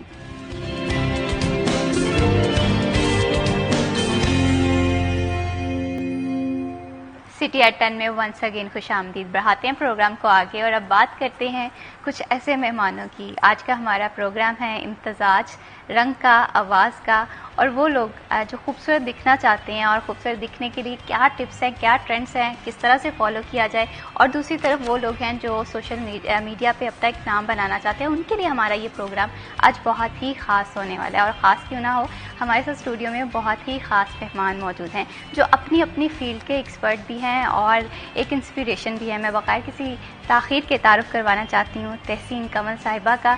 इनके मेकअप का जो जादू है, जब चेहरे पर चलता है तो यकीन करें इंसान जो है वो बहुत खूबसूरत दिखाई देता है। बहुत शुक्रिया तहसीन कमल साहिबा for joining us in this programme. कैसी हैं आप? थैंक यू सो मच मुझे इनवाइट करने के लिए। अल्हम्दुलिल्लाह आई एम फिट। आप सुनाएं? अल्लाह के शुक्र, मैं बिल्कुल ठीक। और दूसरी जानिब हमें ज्वाइन किया है फातिमा अलवी साहिबा ने।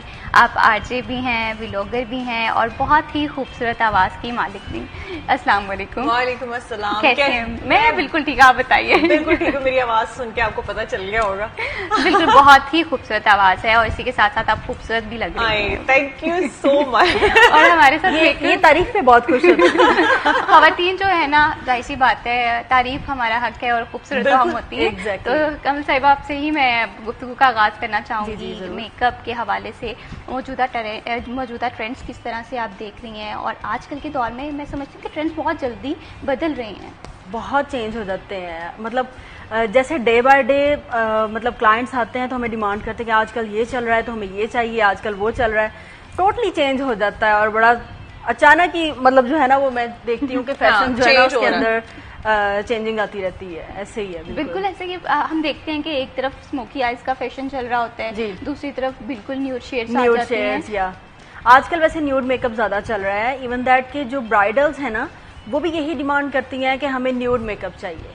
सही। लाइक आजकल जैसे पहले होता था कि रेड लहंगा हो, रेड लिपस्टिक, दिस दैट, और ग्लिटरी आईज, और आजकल जो ब्राइड्स आती हैं वो कहेंगी हमें बिल्कुल न्यूड लिपस्टिक चाहिए और आईज पे पता ना चले कि मेकअप हुआ है, दिस दैट। लेकिन मुझे वैसे ना हैवी मेकअप पसंद है। अच्छा, नहीं, ब्राइड जो है ना वो दुल्हन ही लगे तो ज्यादा अच्छा लगता है। बिल्कुल ऐसे ही है। और फातिमा, मैं ये समझती हूँ कि जब तक आपने रेड लिपस्टिक नहीं लगाई, आपका जो है ना वो एक मजा नहीं आता है ना। हाँ, लेकिन पता नहीं आजकल बस ट्रेंड ऐसा है कि उन लोगों की डिमांड होती है कि हमें न्यूड मेकअप चाहिए, सॉफ्ट लुक चाहिए, तो ऑब्वियसली हमें तो फिर डिमांड के मुताबिक ही करना पड़ता है। लेकिन ये कि पर्सनली मुझे वैसे हैवी मेकअप ही पसंद है, जो ब्राइड मेरे पे छोड़ देना मैं तो फिर पूरा अपना वो शौक पूरा करती हूँ। बिल्कुल इसी तरह से कलर बहुत मैटर करते हैं। Yeah. और इसके साथ साथ तहसीन कमल साहब ये भी बताइएगा कि मेकअप के हवाले से तो हमने बात की कि न्यूड शेड्स चल रही हैं आजकल, अगर इसके साथ साथ थोड़ा सा ड्रेस कॉम्बिनेशन पे भी आ जाएं तो आजकल कौन से कलर्स ज़्यादा इन है, उनके साथ मेकअप कैसे किया जाता है? क्योंकि समर में अमूमन देखा ये जाता है कि हम लाइट कलर्स पहनते हैं, उनके साथ कॉमन रूटीन में कौन सी शेड इस्तेमाल कर सकते हैं, आई शेडो कितनी लाइट रख सकते हैं, जीरो लुक जो होती है मेकअप की वो किस तरह से मेंटेन कर सकते हैं? एक्चुअली हम जो बिल्कुल न्यूड कलर्स यूज़ करते हैं, लाइक जैसे अगर आपका ड्रेस है थोड़ा डार्क शेड में जा रहा है तो मैं ऑब्वियसली अच्छा ही वो लगता है कि आप मेकअप जो है ना वो फिर न्यूड ही रखें, ताकि उसके साथ आप लाइक पिंक लिपस्टिक यूज़ करें और न्यूड आइज मेकअप बिल्कुल मतलब मैट लुक में हो तो वो ज़्यादा नाइस लगता है। लेकिन ये है कि ब्राइडल्स के लिए तो हम लोग कोशिश करते हैं कि थोड़े भड़कीले कलर्स यूज़ करें तो वो ज़्यादा अच्छा लगता है, एक शार्प लुक आती है। ऑब्वियसली ब्राइड को तो पूरे हॉल में सबसे डिफरेंट लगना चाहिए ना, उसको दिखना चाहिए।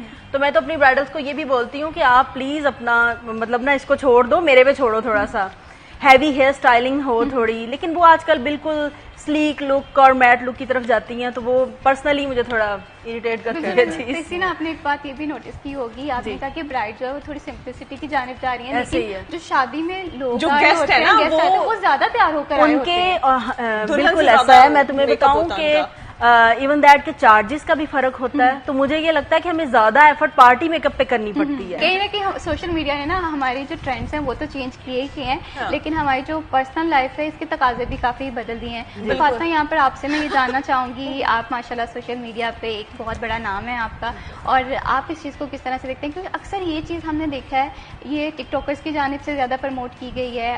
शादियों पे जाते हैं, अपनी शादी से जिसकी शादी होती है वो तो खैर आम दिनों में भी वैसे ही दिखाई दे रहा होता है, अपनी शादी पे भी वैसे दिखाई दे रहा होता है, और गेस्ट भी ये चीज़ दे रहे होते हैं कि वो बहुत ज़्यादा तैयार होकर आ रहे होते हैं। ये दिन किस तरह से खराब होता है और क्या स्ट्रेटजीज होनी चाहिए? और यार ये मुझे पता है क्या लगता है कि ना ये एक दौड़ लगी हुई है, ठीक है। हर बंदा जो है ना वो खुद चाह रहा होता है, कोई फंक्शन है, कोई फैमिली इवेंट है, कुछ भी, तो सब ये चाह रहे होते हैं कि यार हम प्रोमिनेंट हो जाए, हम नजर आने चाहिए, ठीक है, हर जगह पे, चाहे वो पिक्चर्स हैं, वीडियोस हैं, कुछ भी है, हम दिखाई दें। तो ये नहीं होना चाहिए, मैं तो यही कहूंगी। वैसे पर्सनली मैं ऐसा नहीं करती वैसे ये पर्सनली ऐसा करती ख्याल आया है कि आपने सोचा हो कि किसी की शादी में जा रहे हैं तो मुझे ज्यादा तैयार होना चाहिए, मैं ज्यादा अच्छा, मैं इसका जवाब मैं दूंगी।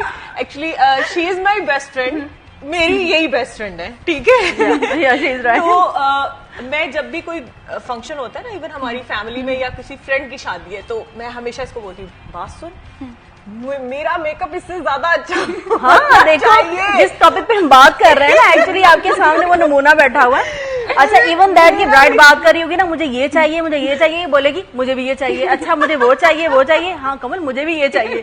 तो मैं ऐसे कहती हूँ यार शादी उसकी है, प्लीज स्टॉप। बिल्कुल, फिर तो टू द पॉइंट बात हो गई है। तो फातिमा मैं आपसे इसका फीडबैक लेना चाहती हूँ कि क्या करना चाहिए। नहीं, ये नहीं होना चाहिए वैसे तो। अब देखिए मेरा ये बुरी बात है। मेरा प्रॉब्लम क्या है कि देखिए मुझे सोशल मीडिया पे नजर आना, तो मुझे उसके लिए होता है कि यार अच्छा लगना चाहिए, थोड़ा थोड़ा हटके नजर आए और थोड़े डिफरेंट नजर आए, ताकि सबकी नजरें ना आप पे टिक जाए आगे। तो वो फिर थोड़ा सा करना पड़ता है, लेकिन नहीं होना चाहिए। मैं उन लोगों लड़कियों की बात कर रही हूँ जो ज्वेलरी मैंने देखा पूरी, वो पता नहीं चला था उसमें से ब्राइड कौन है, सारी उसकी हैवी नेकलेस, साथ में मांग टिक्का, झूमर, और समटाइम तो लहंगा भी पहना होता और है ना। समटाइम वो ना अपनी वो जो नोज रिंग होती हैं वो भी लेके आती हैं। और फर्क पता क्या रह जाता है, जस्ट इतना रह जाता है कि उनके सिर्फ सर के ऊपर दुपट्टा सटे नहीं होती, उनके शोल्डर पे होती है और ब्राइड के सर पे होती है, और मुझे ये चीज बहुत बुरी लगती है। बिल्कुल, अक्सर तो ऐसा होता है कि अपनी शादी का जो ड्रेस है वो रीयूज कर रहे होते हैं, करना चाहिए, लेकिन इसे थोड़ा सा अलग वे में आप इस्तेमाल कर लें। उसके साथ ये होता है ना, फिर आप अपनी जो शादी वाली ज्वेलरी है ना, एटलीस्ट आप वो यूज ना करो, ठीक है। आप उसके साथ थोड़ी लाइट ज्वेलरी यूज करो, उसके अलावा थोड़ी मैट लुक, लाइक जैसे हैवी हेयर स्टाइल ना लो, न्यूड मेकअप ब्राइड से थोड़ा हट के। कमल पता है क्या, मुझे लगता है कि ये ऐसा हो नहीं सकता, ये हमारे यहाँ एक रिवाज बन चुका है ना, अब इसे चेंज नहीं कर सकते, मुश्किल से होगा, बहुत अगर मुश्किल है। चाहे आप देख लें हमारी मिडिल क्लास फैमिलीज हैं, ठीक है, अपर क्लास है, लोअर क्लास है, सब में यही चीजें चल रही हैं, तो बिल्कुल सबको इसी तरह से। हाँ, ये हम इसको खत्म नहीं कर सकते, लेकिन फिर भी वास्ता ही दे सकते हैं अल्लाह का वास्ता। आप सोशल मीडिया पे एक स्टार भी हैं, लेकिन आप कहीं ना कहीं ये समझते हैं कि हम सोशल मीडिया को एज अ चैनल यूज़ कर सकते हैं। जो चीज़ें हमें लग रहा है कि ये बहुत तवातुर से हो रही हैं, ये नहीं होनी चाहिए, जैसे हमने अभी ब्राइडल के हवाले से बात की, ऐसी बेशुमार चीज़ें हैं जो कि चेंज होनी चाहिए। तो किस तरह से हम सोशल मीडिया को इफेक्टिवली यूज़ कर सकते हैं? देखिए, वो यही बात तो हम हमेशा करते हैं कि हर चीज़ के फायदे भी हैं, नुकसान भी हैं, लेकिन हमारी बदकिस्मती ये है कि हम लोग हमेशा वो काम करते हैं जिसमें नुकसान ज्यादा है। लाइक अगर आप चाइना का टिकटॉक देखें, ठीक है, वहां पे इतनी इंफॉर्मेशन होती है, या आप अमेरिका का देख लें, इतनी इंफॉर्मेटिव चीजें आपको वो दिखाएंगे, ठीक है, आपकी नॉलेज में इजाफा होगा। हमारा पाकिस्तानी टिकटॉक आप खोल के देख लें एक दफा, मतलब माशाल्लाह से मैं कहती हूँ लेजेंड्स बैठे हैं वहां पे। ऐसी ऐसी चीज आपको वो दिखाएंगे कि आपने सोचा भी नहीं होगा, और वो समझ रहे हैं कि हम इस तरह से उल्टी कलाबाजियां लगा के ना हम फेमस हो गए, और वो खुद को बोलते क्या है, हम टिकटॉक स्टार्स हैं। टिकटॉक स्टार भाई तुम लोग टिकटॉक स्टार्स नहीं हो, लोग गालियां देते हैं। तो अगर आपको लोग 10 लोग जानते हैं तो एक चीज के बारे में सोचें कि आपकी कही गई एक बात अगर उन 10 लोगों पे असर कर देती है, ठीक है, किसी का भला हो जाता है, कोई अच्छी बात किसी तक पहुंच जाती है, तो वो आपके पास एक नेकियां हैं, ठीक है, वो सवाब है आपको। लेकिन हम लोग ऐसा नहीं करते। हम हमेशा वो काम करेंगे जो गलत तरफ जा रहा होगा, जो दूसरों को भी।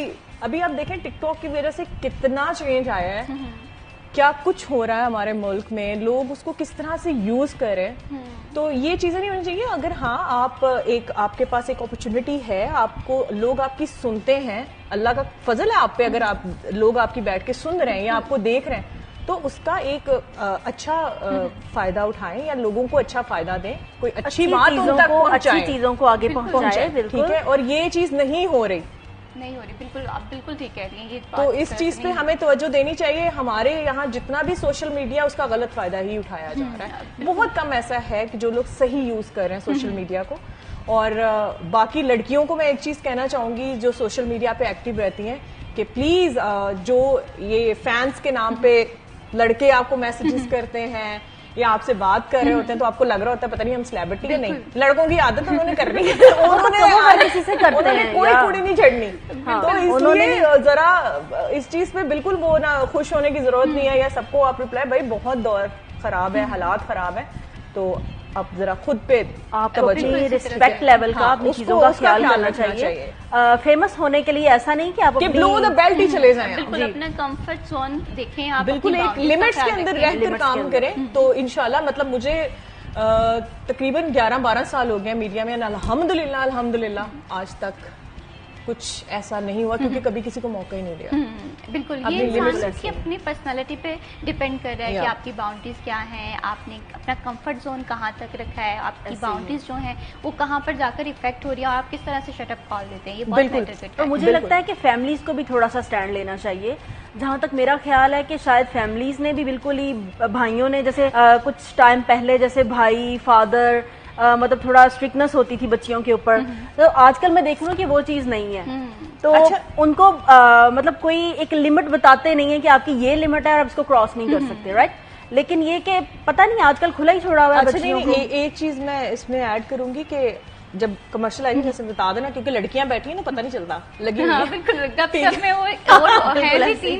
वो लगेगा नहीं आपको कि शो है, आपको लगेगा हम वैसे वैसे गप्पे लगा रहे हैं। तो मैं ये चीज कहूंगी कमल की बात पे कि देखो इस चीज से मैं डिसएग्री करती हूँ कि फैमिलीज ने पूछना। देखो अभी लड़कियां जो है ना वो इंडिपेंडेंट भी हो चुकी हैं, कॉन्फिडेंट भी हैं, मर्दों के साथ हर फील्ड में आगे हैं। तो पेरेंट्स का अच्छी बात है कि अगर आपके माँ बाप आपको एक आजादी दी है, आजादी होनी चाहिए मेरे ख्याल में। चेक एंड बैलेंस तो चेक एंड बैलेंस रखो, लेकिन आजादी दो बच्ची को, ठीक है, उसको कॉन्फिडेंस दो और उसको बता दो कि ये सही रास्ता है और ये गलत है। तो बच्चे तुमने डिसाइड करना है कि तुम्हें किस तरफ जाना है। जब आप अपने बच्चे को इस तरह की आजादी देती हो तो मैं लिख कर दे सकती हूँ, वो कभी खराब नहीं होगा। इस फ्रीडम की वजह से इतनी सुसाइड्स हो रही हैं, इतने मर्डर हो रहे हैं जो सुनने में आते हैं, और इतनी तकलीफ होती है इन चीजों को देख के कि बंदा इस हद तक जाए ही क्यों। के जो यहाँ तक बात पहुंचे। यहाँ पर दो राय है हमारी हाँ, हम दोनों की बहुत डिफरेंट है, वैसे भी हम दोनों की सोच डिफरेंट। तहसीन कमल भी बिल्कुल डिफरेंट ओपिनियन से देख रही है और वो किसी हद तक बिल्कुल ठीक कह रही है कि हमें चेक एंड बैलेंस रखना चाहिए। पेरेंट हमें देखना चाहिए कि हमारे बच्चे एक्चुअली शायद मेरा फैमिली बैकग्राउंड इस टाइप व्यू भी बहुत अच्छा है कि हमें हमारी बेटियों को आजादी देनी चाहिए। आजादी देनी चाहिए, चेक एंड बैलेंस रखो उन पे, लेकिन उनको एक आजादी जरूर दो। जो चीज जब आपको आजादी नहीं मिलेगी ना, तो वो लड़की के अंदर एक क्यूरियोसिटी पैदा होगी, चाहे वो लड़की है या लड़का है, उसको आप अंदर बंद करने की कोशिश करोगे तो उसको यही रहेगा यार पता नहीं बाहर क्या है, और वो उसी क्यूरियोसिटी में कुछ ऐसा गलत कर जाएगा। मैं ये नहीं कह रही पाबंदी लगानी चाहिए, चेक एंड बैलेंस जरूरी है। हाँ, क्योंकि बच्चियां जिस उम्र में मिस्टेक्स करती हैं ना, उस उम्र में इतना नॉलेज नहीं होता, दुनिया का पता नहीं होता बाहर क्या हो रहा है, ठीक है। और नई नई जैसे जवानियां होती हैं और वो उनको तारीफ किसने कर दी, दे देते अभी हैं। तो फोन हम देख रहे हैं कि 10th क्लास के जो स्टूडेंट्स हैं ये उनके चीज पास गलत है, लेकिन है। उन पे नजर रखना बहुत ज्यादा जरूरी है और पेरेंटिंग बहुत इंपॉर्टेंट है और सही पेरेंटिंग की बहुत ज्यादा जरूरत है हमारी सोसाइटी को। फर्दर भी हम डिफरेंट टॉपिक्स को कवर करेंगे, लेकिन यहाँ पर वक्त से एक छोटी सी ब्रेक आके मत जाइए, हमारे साथ रहिए।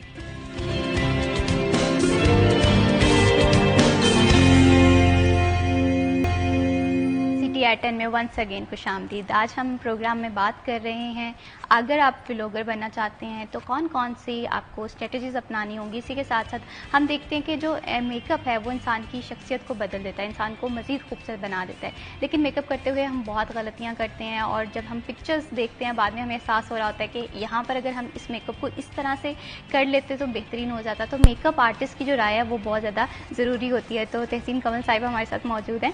तहसीन, मैं आपसे ये जानना चाहती हूँ, जैसे हम ब्रेक पे जाने से पहले बात कर रहे थे कि ब्राइडल मेकअप में, पार्टी मेकअप में अब डिफरेंस रहा ही नहीं है, लोगों में इतनी अवेयरनेस है ही नहीं है।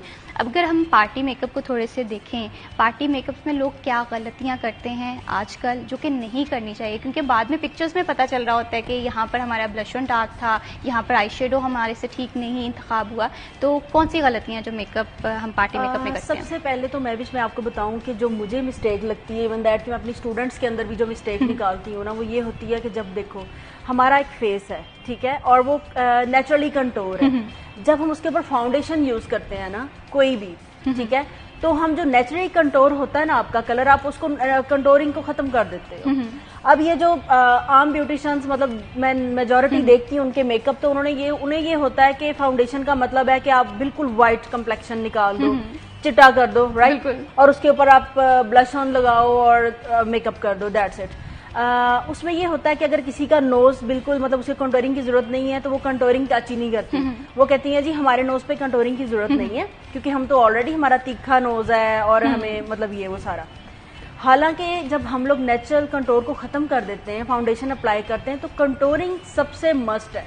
बिल्कुल ठीक है, आपने उसका जो नेचुरल चीज थी उसको खत्म कर दिया, नेचुरल लुक को, आपने दोबारा उसको नेचुरल लुक देनी, ठीक है। आपके लिए ये जरूरी नहीं है कि आपके फीचर्स शार्प हैं तो आपको कंटोरिंग की जरूरत नहीं है।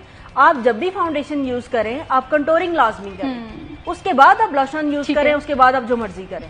लेकिन ये जो चिट्टे फेस निकाल के बिल्कुल विदाउट कंटोरिंग और वो सारा कुछ कर लेना, वो बिल्कुल आपको एक आर्टिफिशियल लुक दे देती है। और आपने बिल्कुल ये बात की है कि हम कंटोरिंग नहीं करते, और एक चीज ये है कि फेस के हिसाब से कंटोरिंग बहुत मैटर करती है। तो बहुत मैटर अब किसी का अगर राउंड फेस है या स्मॉल फेस है, कहा यह जाता है कि जिनके जो फेस जब स्मॉल है या राउंड है, उन पे कंटोरिंग इतनी ज्यादा नहीं करनी चाहिए। इस हवाले से आप क्या कहेंगे? तो हर फेस कट के अकॉर्डिंग हम लोगों ने कंटोरिंग करनी होती है ना। जैसे मैंने आपको पहले बताया, कंटोरिंग जस्ट इसलिए नहीं की जाती कि शार्प लुक देने के लिए, कंटोरिंग इसलिए की जाती है कि आप अपने फेस को नेचुरल लुक दें, राइट। आपने फाउंडेशन अप्लाई की, आपका फेस बिल्कुल व्हाइट हो गया, लाइक आपने व्हाइट बोर्ड, ठीक है, आप उसको कंटोर नहीं करोगे, उसको नेचुरल लुक वापस नहीं मिलेगी। आप विदाउट कंटोरिंग आई शेड लगा लें, आप अपना eyes makeup, lipstick, blush on लगाएंगी, तो आप ऐसे लगेगा जैसे आपने कोई आटा थप्पा हुआ है। आपने देखा होगा अक्सर शादियों में, मैं देखती हूँ, मैं हैरान रह जाती हूँ कि ब्यूटिशियंस कर क्या रही हैं, और पार्लर से रेडी होके आते हैं वो लोग। जैसे अब आपके जो फीचर्स हैं माशाल्लाह शार्प हैं, अब आप अगर मेरे पास आए तो ऐसा तो नहीं कि मैं आपकी नोज कंटोरिंग ही नहीं करूंगी, बिल्कुल वो मिस्टेक हो जाएगी ना। वो मैंने इसलिए नहीं करना कि मैं आपके फीचर्स को जो है इनहेंस कर रही हूँ, वो मैंने इसलिए करना है कि मैंने आपको नेचुरल लुक देनी है।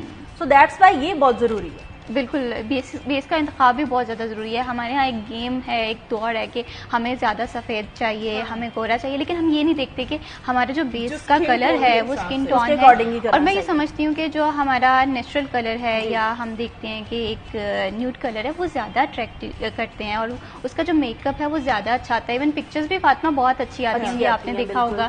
तो मेकअप करते हुए बहुत ज़्यादा ख्याल रखना होता है। एक्चुअली आपका जो स्किन टोन, हमारे पास क्लाइंट्स आते हैं फेशियल के लिए ना, तो आफ्टर स्किन केयर वो आके मुझे कहेंगी सो मेनी टाइम, नॉर्मली लोग इतने मतलब नॉनसेंस क्वेश्चंस करते हैं कि मैं हैरान हो जाती हूँ कि जी हमने फेशियल लिया है तो हम चिट्टे तो हुए नहीं, मतलब हमारा कम्प्लेक्शन फेयर नहीं हुआ। वो चाह रहे थे उसी टाइम। मैं समटाइम मतलब मैं सर पकड़ लेती हूँ उनसे बहस करके कि यार ये देखिए, आप स्किन सर्विसेज का मतलब होता है कि आपकी क्लींजिंग, आपका स्मूथ होती है स्किन, नीट होती है आपकी, मतलब जो है वो ये बहुत जरूरी है कि आप फेशियल लें एवरी मंथ या मंथ में 2 दफा। तो उसका मतलब चिट्टा होना नहीं है, वो स्किन को रिपेयर करता है, स्मूथ करता है। और जैसे कि हमारे तो यहाँ पोल्यूशन बहुत ज्यादा है, तो पोर्स के अंदर डस्ट आपके जो है ना वो समझो कि जम जाती है, तो महीने में 1 दफा डीप क्लींजिंग जरूरी होती है। तो उनको ये समझ में नहीं आती, वो कहती हैं कि हमें व्हाइट होना चाहिए फेशियल के बाद ना। तो इसका फेशियल का कभी भी पर्पस व्हाइटनिंग नहीं है। इवन दैट कि व्हाइटनिंग, फेशियल भी व्हाइटनिंग करता है। और मैं समझती हूँ कि जो बिल्कुल एक सिटिंग में व्हाइट कर देता है ना, वो आपकी स्किन के लिए इंतहाई खतरनाक हो सकता है। बिल्कुल। और हमारे यहाँ बस यही है कि हमें रंग गोरा करना है बगैर किसी, और कभी आपने देखा होगा तहसीन के हम नाइट क्रीम्स का इस्तेमाल बहुत ज्यादा बढ़ गया है और देखेंगे वो कहते हैं कि स्किन को पतला करती हैं और उसके बाद बहुत ज्यादा प्रॉब्लम्स देखने पड़ते हैं। हमारे पास क्लाइंट्स आते हैं कि आप कोई व्हाइटनिंग क्रीम्स जो बनाती हैं हमें दें, तो मैं तो ऐसा कभी कोई काम नहीं किया। मुझे अल्हम्दुलिल्लाह 7-8 साल हो गए इस फील्ड में, तो मैंने अपने पार्लर में कभी भी कोई ऐसी चीज ना रखी है, ना हम लोगों ने कभी कोई ऐसी प्रोडक्ट यूज कराई है व्हाइटनिंग के लिए। जस्ट ये कि स्किन केयर करें, आप अपनी क्लेंजिंग रखें, आप अपनी स्किन को नीट रखें। व्हाइट करना कोई मकसद नहीं है उसका ना, उसका कोई पर्पस नहीं है। बिल्कुल नुकसान देती है। एक सेहतमंद जिंदगी और इसके साथ साथ अगर हम अपने फेस का ख्याल रख रहे हैं, अपनी स्किन का ख्याल कर रहे हैं, हेल्दी स्किन होना बहुत ज्यादा जरूरी है। इसमें मैटर नहीं करता कि आपका रंग गोरा है, आपका रंग काला है, बस आपकी स्किन जो है वो बेहतर होनी चाहिए, हेल्दी होनी चाहिए। इसके साथ फातिमा, अगर मैं आपसे गुफ्तगू करूँ थोड़ी सी सोशल मीडिया लाइफ के हवाले से, व्लॉग्स के हवाले से, हम देख रहे हैं कि आजकल व्लॉगिंग को एज अ प्रोफेशन तो हम देख रहे हैं, लेकिन ये जिम्मेदारी वाला कितना काम है और आज के जो व्लॉगर्स हैं क्या वो ये रिस्पॉन्सिबिलिटी अच्छे से प्ले कर रहे हैं? नहीं। एक आसान और सीधा जवाब इसका कि नहीं। और ये बहुत बड़ी रिस्पॉन्सिबिलिटी है। वो यही बात मैंने थोड़ी देर पहले की थी कि अगर अल्लाह ताला ने आपको ये एक तोहफा बख्शा है कि लोग आपकी सुनते हैं। आजकल तो माँ बाप की नहीं सुनती औलाद और औलाद की माँ बाप नहीं सुन रहे होते। तो अगर आपके पास ये एक नेमत है तो उसका फायदा उठाएं भाई, लोगों को आप अच्छी तरफ लेकर आए। लेकिन हम लोग ऐसा नहीं कर रहे हैं। अगर आप देखें, बहुत, मैं अभी नाम तो नहीं ले सकती, बहुत बड़े बड़े यूट्यूबर्स हैं, क्या दिखा रहे हैं लोगों के अंदर, एक कॉम्प्लेक्स डाल रहे हैं। ठीक है, आप पैसा दिखा रहे हो उड़ाते हुए, आप दिखा रहे हो कि किस तरह से आप घर की वो बेटियां और सबको सामने लेकर आ जाते हो। और ये सारी चीजें जो है ना, ये हमारे माशरे पे गलत असर डाल रही है, क्योंकि हम पहले भी इतने कोई समझदार नहीं है, इतने ज़हीन नहीं है। ठीक है, और ऊपर से हम समझने की कोशिश भी नहीं करते। जो हमें दिखाया जा रहा होता है हम उसको फॉलो करना शुरू हो जाते हैं, और यही चीज हमें नुकसान दे रही है। ठीक है, अगर हम इसका सही इस्तेमाल करना चाहें तो मेरे ख्याल में बहुत बड़ा चेंज आए। दूसरी चीज ये है कि आजकल रोजगार नहीं है लोगों के पास, कम ही, ज्यादातर लोग बेचारे बेरोजगार हैं। तो वो क्या, उन्होंने इसको अपना एक रोजगार बना लिया। तो जब आप किसी चीज को पैसा कमाने की नीयत से करने लग जाते हो ना, कोई भी काम है चाहे वो, तो उसमें आपको सिर्फ लालच ये होती है कि मुझे पैसा आना चाहिए। बिल्कुल ठीक है, और उसके लिए आप हर ऊट पटांग हरकत भी करोगे, हर उल्टा काम भी करोगे, क्योंकि आपको इस चीज से मकसद नहीं है कि लोग आपके इस सारी ड्रामों से या जो आप कर रहे हो उसको देख के क्या असर लेंगे। वो सिर्फ ये सोचेंगे यार मुझे पैसा आना चाहिए, तो उसके लिए मैं कुछ भी करूं। तो मैं यहाँ पे बैठ के ना वो बातें बता भी नहीं सकती जो मैं देख रही होती हूँ। खवातीन क्या कर रही है, ब्लॉगर्स या टिकटॉकर्स, और लड़के क्या कर रहे हैं। इस कदर बिलो द बेल्ट हरकतें हो रही है ना कि कोई, अगर आप देखें कि अगर कोई इंडियंस देखें वो क्या कहेंगे, यार क्या है ये, इन लोगों के पास नॉलेज है और ये फेमस होने के लिए ये हथकंडे यूज कर रहे हैं। बिल्कुल, तो ये से गिर के हाँ बिलो द बेल्ट चले जाते हैं ना।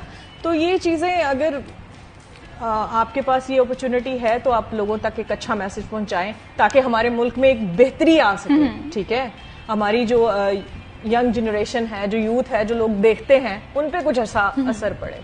बिल्कुल इसी तरह से अब हम जैसे बात कर रहे थे ब्रेक पे जाने से पहले कि हर छोटे बच्चे के पास फोन है और अब वो देखेगा, ठीक है, और हमें ऐसा कंटेंट प्रोड्यूस करना है कि अगर हमारे एक छोटा बच्चा ये कंटेंट देख रहा है तो वो आगे सोचे कि मैंने एक साइंटिस्ट बनना है, मैं ये अब देख रहे हैं कि कंटेंट बन रहा है, अब वो बच्चे कहेंगे मैंने व्लॉगर बनना है, मैंने फैमिली व्लॉगर बनना है, और छोटे छोटे बच्चे अपना फोन लेकर निकल जाएंगे, ये मैं हूँ, ये मेरी फैमिली है, और सारी चीजें, ये हम ये कर रहे हैं, ऐसे कर रहे हैं।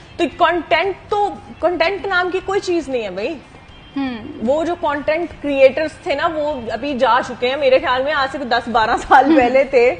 कुछ बहुत अच्छे मेरे दोस्त भी हैं जिनको मैं जानती हूँ, ऐसा कंटेंट लेकर आते थे भाई। मतलब आप देख के खुश भी होते थे, आप फैमिली में भी बैठ के थे। अभी आप क्या गालिम गलूच चल रही है, ठीक है, मार कुटाई चल रही है, सिखाया क्या जा रहा है माँ बाप के साथ बदजुबानी कैसे करो, सिखाया क्या जा रहा है जी स्कूल से बंक कैसे कॉलेज से मारना है, ठीक है, और किस तरह से हराम का पैसा कमाया है, ठीक है, ये सारी चीजें सिखाई जा रही है, कोई कंटेंट नहीं। मैंने आपको बताया जैसे हम लोग गए हुए थे, अभी मैं 2 वीक्स के लिए गई हुई थी, तो मेरी फैमिली भी साथ थी, बहन भाई भांजे भतीजे, छोटे छोटे बच्चे हैं मेरे। मतलब हमारे ज्यादा चीजें पता क्या डिस्कस हुई है कि मेरे भाई इस बात पे स्ट्रिक्टनेस कर रहे हैं कि बच्चों को फोन नहीं देने।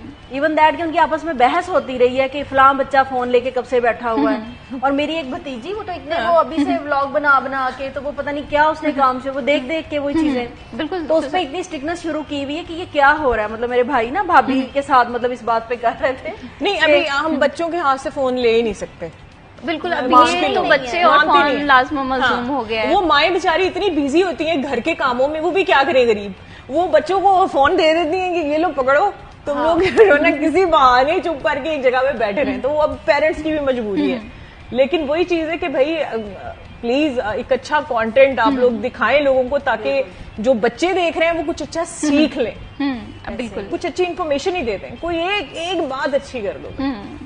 बिल्कुल फातिमा, इसी तरह से अगर हम अब बात करें कंटेंट डिलीवरी के हवाले से, हम देख रहे हैं कि हम फैशन बहुत ज्यादा प्रमोट कर रहे हैं, हम अपने आप को सेल कर रहे हैं, ठीक है, हम कंटेंट नहीं बना रहे, हम नहीं बात कर रहे इंफॉर्मेशन टेक्नोलॉजी की दुनिया में किस तरह से वो आ रही है, जिद्दत आ रही है, हम नहीं बात करें कि एजुकेशन निज़ाम किस तरह से बेहतर होना चाहिए, वो लोग जो इतनी फैन फॉलोइंग रखते हैं। हाँ, अच्छा, इसमें एक और चीज है, इसमें सिर्फ ब्लॉगर्स का, कंटेंट क्रिएटर्स का कसूर नहीं है, बिकता वही है, देखो चीज जिसकी डिमांड होती है। सो हमारी जो अवाम है ना, वो देखने ही ये कुछ चाहती है। अब मैं बड़े अरसा सोचती रही कि यार, मतलब मैंने देखा बड़े बड़े अजीब से, मैं क्या लफ्ज बोलूं, लोग हैं, लड़कियां हैं, उनके व्यूज आ रहे हैं, मतलब मिलियंस में, हजारों में व्यूज है, मिलियंस में व्यूज है, और मेरी वीडियोस तो मैं बैठी तो वैसे ही हम लोग हंस रहे, सब फ्रेंड्स बैठे हुए थे, तो उन्होंने मुझे बोला कि यार तुम्हें भी कुछ ऊट पटांग हरकतें करनी पड़ेंगी, तब तुम्हें जाके ना व्यूज आ रहे हैं। बिल्कुल इसी तरह से मैंने कहा मुझे ऐसे व्यूज नहीं चाहिए भाई, मुझे माफी दे। बिल्कुल, व्यूज हम सोशल मीडिया के हवाले से बात करें तो व्यूज जरूरी हैं, लेकिन आप साथ ही साथ अपनी बाउंड्रीज का ख्याल रखें, अपना कंफर्ट जोन बहुत ज्यादा जरूरी है। सोशल मीडिया पे किस तरह से फेमस हुआ जाए, किस तरह से अच्छा कंटेंट डिलीवर किया जाए, इस पे फर्दर भी बात करेंगे, लेकिन यहाँ पर वक्त है एक छोटी सी ब्रेक का, कहीं मत जाइए, हमारे साथ रहिए।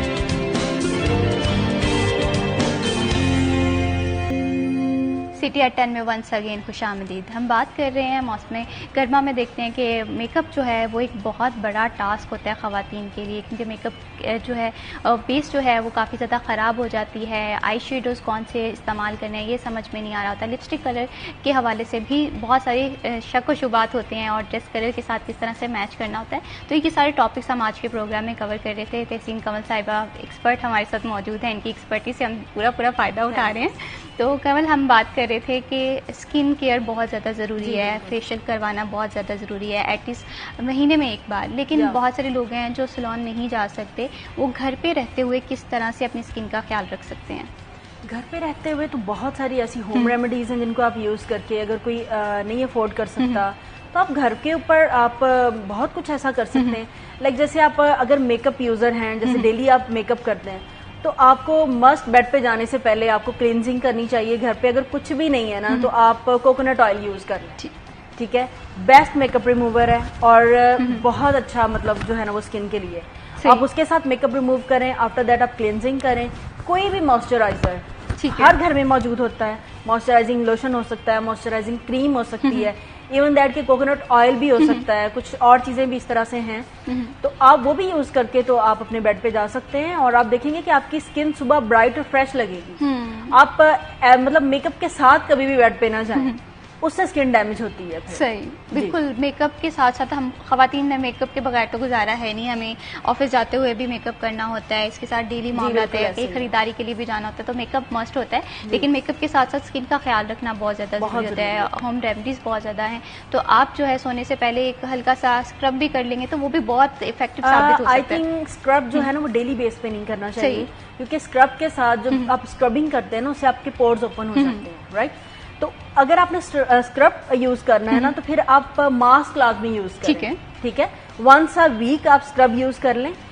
और आप कोई सा भी मड मास्क मिलते हैं, बहुत सारे और भी मास्क हैं ऐसे मार्केट में सस्ते अवेलेबल हैं। जैसे कि आप घर पे भी बहुत सारे मास्क जो हैं, आपको पता है कि आजकल तो सोशल मीडिया का दौर है, तो बहुत कुछ आपको वहां पे भी देखने को मिल जाता है। तो आप वीक में एक दफा स्क्रबिंग करें और उसके बाद मास्क लाजमी यूज करें ताकि ठीक है। आपके जो पोर्स हैं वो क्लोज हो जाएं, या फिर उसके बाद आप आइस का मसाज या फिर कोल्ड वाटर जो है ना वो लाजमी यूज करें। ठीक आप है। रोज वाटर भी यूज करें, वो भी एक अच्छी चीज रोज है। वाटर वाटर recommended डेली है? स्प्रे कर लेना चाहिए। जब आप क्लेंजिंग करें, आप फेस वॉश करें, उसके बाद आप 2-3 स्प्रे कर लें अपने फेस के ऊपर, वो तो बहुत अच्छी चीज है। इसके साथ साथ कमल हम ये भी देखते हैं कि ये जो राइस है ये कहते हैं स्किन के लिए बहुत अच्छे होते हैं। कुछ लोग ऐसा करते हैं कि राइस को बॉईल कर लेते हैं, उसका rice पेस्ट water। बना बिल्कुल लेते हैं। बिल्कुल, हाँ जी। तो ये इफेक्टिव है। उसको बहुत भी effective आप राइस, हाँ राइस की तो राइस बहुत वाटर सारी मैं डेली हम लोग जानते ये हैं। डेली यूजर है। तो ये फातिमा मैं आपसे जरूर इस पे Yeah, टिप्स बहुत लूंगी, अच्छी चीज़ है। आपके लिए किस तरह से ये इफेक्ट करता है, आप किस तरह से इस्तेमाल करती अच्छा, हैं। मैं तो डेली रात को फेस अपना अच्छे से वॉश करने के बाद, क्लेंजिंग करने के बाद फिर मैं वो जो स्प्रे कर लेती स्प्रे कर लेती हूँ। उससे क्या होता है, एक तो आपके पोर्स भी बंद होते हैं और दूसरा आपकी स्किन बहुत ग्लो करती है। ठीक है। आप सिर्फ 1 वीक हिट करके देखें, राइस वाटर घर पे बनाना इतना आसान है। ठीक है, ठीक है। कैसे हाँ, बनाया कोई- जाए? यूं कोई मुश्किल वो आप बॉईल करें राइस, ठीक है। ठीक है, और उसके ऊपर वो जो पानी होता है ना उसको आपने स्टेन करके निकाल लेना, ठीक है। बॉटल में डाल लें That's सही। और बस spray वो कितने दिन तक हम इस्तेमाल कर सकते हैं? वो आपका जब मतलब बॉटल आपकी जब तक चल रही है आप चलाएं, उसका अगर आप कोई फ्रिज issue में नहीं रख है। लेना हाँ। तो आप 1 मंथ भी यूज कर सकते हैं। वैसे बेहतर होता है कि आप एवरी 2 वीक्स के बाद घर में राइस तो बनते ही रहते हैं, तो बिल्कुल उसको आप सही। कर हाँ, सकते वो हैं। कर ये लें। हेयर के लिए बहुत अच्छा होता ठीक है है। Rice water. जब भी आपके घर में राइस बने ना तो उसको उससे पहले डिप करके रखते हैं ना पानी में, उस पानी को आप स्टेन कर लें, उसको आप ठीक है। जाया ना करें, राइट। जब आपने हेयर शैम्पू करने हैं ना तो उसके बाद आप लाइक कंडीशनर आप उसको बालों के ऊपर जो है ना उसको यूज करें, उसके ऊपर आप उसका रिजल्ट देखना। ठीक है, ये मतलब काफी राइस तो ज्यादा बहुत बड़ी लड़कियों में मतलब अगर लड़कियों के पास ये करने का भी टाइम नहीं है तो फिर तो कुछ नहीं हो सकता। अगर आपके बस पास ये है। खुद के लिए टाइम नहीं है ना तो फिर आप कुछ नहीं कर सकते। लेकिन फातिमा खवातीन जो है ना बहुत सारी हैं, वो टाइम देती हैं अपने आप को, और मैं समझती हूँ इंसान को अपने आप Working को women's के लिए time थोड़ा देना। मुश्किल लेकिन होता है। हाँ, वर्किंग वुमेन के लिए मुश्किल मुश्किल होता है, और इसके साथ साथ वो जिन पे घर की काफी ज्यादा जिम्मेदारियां होती हैं। लेकिन सबसे पहले सभी खवातीन जितनी भी देख रही हैं मुझे, मैं एक चीज कहूंगी, लव योर सेल्फ फर्स्ट। खुद से प्यार करोगी ना तभी सब आपसे प्यार करेंगे और आपका ख्याल करेंगे। अगर आप अपने बारे में सोचना छोड़ देंगी ना तो किसी को कटा फर्क नहीं पड़ता, भाई आप मुंह पे कुछ लगा रहे हैं नहीं लगा रहे, वो कह रही है हमें रोटी दे दो, हमें शाम की चाय मिलनी चाहिए, हमारे कपड़े धुले मिलने चाहिए। तो खुद का ख्याल रखें ताकि हस्बैंड आए आपको देखे तो वो भी बेचारे की थकावट ये उतरे तो आपको हमारा देख के। शरई हक भी है, हमें दीनी मतलब उसमें भी बताया जाता है, हमारे नबी पाक ने भी इस चीज को पसंद किया है कि आप अगर शादी के बाद अपने हस्बैंड के लिए तैयार हों, अपने आप को अपने घर के अंदर आप एक अच्छे तरीके के साथ जो है, इवन दैट कि अगर आप उस हालत में नहीं है कि आपका शौहर आपको देखेगा और खुश हो जाएगा, तो आप उतनी देर दरवाजा ना खोलें जब तक कि आप अपने आप को थोड़ा सेट वेट ना कर लें। ये हमारे नबी पाक का हुक्म है। लेकिन लड़कियां आजकल बिजी हो चुकी पता हैं ना, नहीं क्यों, मसरूफियत इवन घर के दैट कि कामों मेरी में। अपनी बहुत सारी स्टूडेंट्स, मेरी क्लाइंट्स शादी से पहले रेगुलर उन्होंने सैलून आना है, स्किन केयर करनी है, शादी पे जाना है, रेडी होना है। शादी के मेरे से रेडी होंगी, शादी पे ब्राइड बन के जाती हैं, 2 साल बाद आती हैं, इतनी बुरी हालात, और मुझे कहेंगी कमल आपी आप तो बिल्कुल वैसी की वैसी हैं, आप नहीं बदली। तो मतलब मैं कहती हूँ तुम क्यों बदली हो, मतलब इसका क्या वजह है कि तुमने अब अपनी बिल्कुल टेक केयर छोड़ दी है, अपने आप को बिल्कुल ऐसे रफ कर लिया, बच्चों में पड़ गई हूँ, टाइम नहीं मिलता, टाइम निकालना पड़ता है। और ये एक ऐसी चीज है जिसके लिए मेरे ख्याल में हर औरत टाइम निकाल सकती है। निकाल आप रात को सोने से 10 मिनट पहले, और कुछ नहीं यार, अच्छे से अपना फेस वॉश करो, कोई अच्छा सा मॉइस्चराइजर अप्लाई कर लो, कोई एक सीरम ले लो, बिल्कुल वो अपने फातिमा। फेस पे लगा लें ताकि आपको भी अच्छा फील हो। हमने देखा होगा हमारी जिंदगी में ना हम ही सबसे एंड पे आ रहे होते हैं, हमें देखना होता है हाँ, कि बाकी सबका बाकी ख्याल सबका, रखा yes, जा रहा है, बिल्कुल। हम अपनी जॉब पे तमाम तरह रिस्पॉन्सिबिलिटीज अच्छे से प्ले कर रहे हैं, इसकी जिंदगी का रोल हम अच्छे से प्ले कर रहे हैं, लेकिन जो हमारे लिए हक है हम वो उसको नहीं नहीं play कर देखते। रहे, जिसकी वजह से हम अपनी जिंदगी में बहुत ज्यादा खूबसूरती हमारी खराब होती है, स्ट्रेस हमें होता है, उसके बाद मामला जो जिंदगी के हैं वो हम लोगों के डिस्टर्ब हो रहे होते हैं, हाँ, बिल्कुल ऐसे। तरजीहात किसी बहुत को ज्यादा कोई जरूरी फर्क है। नहीं पड़ता। नहीं, मैंने हमेशा अपने आप को आगे रखा है बाकी सारे काम पीछे रखिए, और मैंने सोचा नहीं भाई खुद को देखना पहले, क्योंकि अगर आप ही अपने आप के साथ मुखलिस नहीं हो, खुद से प्यार नहीं कर रहे, तो कैसे आप लोगों से उम्मीद कर सकते हैं कि कोई आपके लिए सोचेगा? नहीं, बिल्कुल, सबसे एहसास पहले अपने दिलाओ बारे कि में भाई खुद मैं सोचना है। मेरे लिए इम्पोर्टेंट हूँ तो आप सबके लिए भी होनी चाहिए। बिल्कुल ऐसे ही है, बहुत ही सही बात की है फातिमा, ये हमें हमारी जिंदगी में इम्प्लीमेंट करने की बहुत ज्यादा जरूरत है। तो कमल, यहाँ पर मैं आपसे एक और चीज जानना चाहती हूँ, जिस तरह से हमने स्किन केयर के हवाले से बात की, लेकिन अगर हम अभी के सीजन के हवाले से देखें, मानसून भी है, सफोकेशन भी है, स्वेटिंग बहुत ज्यादा होती है, तो हम देखते हैं कि अगर हम बेस इस्तेमाल करें, किसी इवेंट पे जा रहे हैं तो केकी सी हो जाती है, पैच बन जाते हैं, तो इसमें कौन सी गलतियां करते हैं? क्योंकि हर इंसान जो है वो सैलून नहीं जा सकता, उसे घर में तैयार होना होता है, तो क्या गलती करते हैं जिसकी वजह से स्किन पे ये इफेक्ट्स आ रहे होते हैं? मैं ऑनेस्ट बताऊं महविश के मेरी आज तक फातिमा को पता है, आज तक मैंने जो बना दी ना बेस, अगर ब्राइड की हो या पार्टी मेकअप, तो खैर मैं अब कम ही करती हूँ, मेरी जून जुलाई का महीना हो चाहे एयर कंडीशन ना भी हो, मेरी बेस नहीं हिलती। इवन दैट कि मैं अपना सुबह रेडी होकर जब पार्लर चली जाती हूँ ना, तो मैं वजू भी ऐसे ही करती हूँ मेकअप के साथ, लाइक जो मैंने मेकअप किया है ना, मैं वजू भी करती हूँ, मेरी तब भी बेस खराब नहीं होती। एक तो आपका जो है ना एप्लीकेशन का तरीका बहुत ज्यादा कंसीडर करता है, एप्लीकेशन आपका फॉल्ट है अगर आपकी बेस खराब हो रही है। सेकंड, आपके अगर स्किन आपकी रिपेयर नहीं है ना, आपकी स्किन पे ड्राई पैचेस हैं, या आप मॉइस्चराइज नहीं करते हो, या फिर आप फेशियल नहीं लिया या क्लींजिंग नहीं की, तब भी आपकी बेस जो है ना वो नहीं स्टे करेगी, चाहे आप हुदा ब्यूटी की यूज करें। तो इसमें ब्रांड नहीं कंसीडर करता, ये मैं आपको एक बात बता दूं। इससे मुझे पता है कौन सी मिसाल याद आ रही है कि एक दीवार है, ठीक है, जिसपे प्लस्तर है, अब उस पे आप सोच रहे हो कि आप जो है ना सीधा वो उसको वो क्या होते हैं, वो एक तो वो भरते हैं ना दीवारों में जो छेद होते हैं उनको पहले, हाँ, वो भरने के लिए, फिर उसके बाद उसमें पेंट किया जाता है। तो अगर आप ये सोचो कि भाई आपकी स्किन इतनी खराब है, हाँ ठीक है, और आप उस पे बेस चाहे कितनी भी महंगी लगवा लो, वो केकी ही होगी। और हाँ, अगर आप ये चाह रहे हो ना कि गर्मियां हैं तो वो स्टे भी करे, बिल्कुल, आप रोज वाटर, ठीक है, आफ्टर मेकअप आईज पे हाथ रखो सिर्फ, ताकि आईज मेकअप खराब ना हो, थोड़ा सा डिस्टेंस पे आप रोज वाटर का स्प्रे कर लो, आपका मेकअप ग्लोई भी रहेगा और वो केकी भी नहीं लगेगा। हमेशा मेकअप से पहले मेकअप के लिए स्किन को ना रेडी करना पड़ता है, ठीक है। उसमें जरूरी नहीं कि आप प्राइमर यूज करो, मैं वैसे प्राइमर यूज नहीं करती, क्योंकि मैंने देखा है मेरी कुछ ब्राइडल्स में प्राइमर यूज करूँ ना तो स्किन उनके ना थोड़ा ज्यादा ऑयल आ जाता है, ठीक है, पता नहीं होता कि किसकी स्किन ज्यादा ऑयली है, ड्राई है, मीडियम है, क्या है। तो आप स्किन जो है ना पहले उसको प्रिपेयर करो मेकअप के लिए, उसमें फर्स्ट ऑफ ऑल आप क्लिनजिंग अच्छे से करो, उसके बाद आप मॉइस्चराइज करो। मॉइस्चराइज आपने वो नहीं करना कि जिससे आपका ऑयल निकल के सारा स्किन का बाहर आ जाए, ठीक है, आपने ऐसा मॉइस्चराइजर यूज करना है जो स्किन के अंदर जज़ब हो जाता है, ठीक है, जो फेस पे नजर नहीं आता। उसके बाद आप मेकअप एप्लीकेशन के फाउंडेशन लगाओगे, आई डोंट थिंक सो कि उससे फिर आपका कभी भी जो है ना वो इशू होगा इसकी। बिल्कुल, स्किन को प्रिपेयर करना बहुत ज्यादा जरूरी है। अक्सर हम जो घर पे खवातीन तैयार होती हैं वो बगैर प्राइमर के या अपनी स्किन को मॉइस्चराइज किए बगैर मेकअप स्टार्ट कर देती हैं, जिसका जो मेकअप का असर है या जो स्टे है वो ज़्यादा देर नहीं रहता। और कौन सी टिप्स हैं जब जो मेकअप करते हुए आप फॉलो कर सकते हैं, इस पर भी बात करेंगे, लेकिन यहाँ पर वक्त एक छोटी सी ब्रेक कहीं मत जाइए, हमारे साथ रहिए।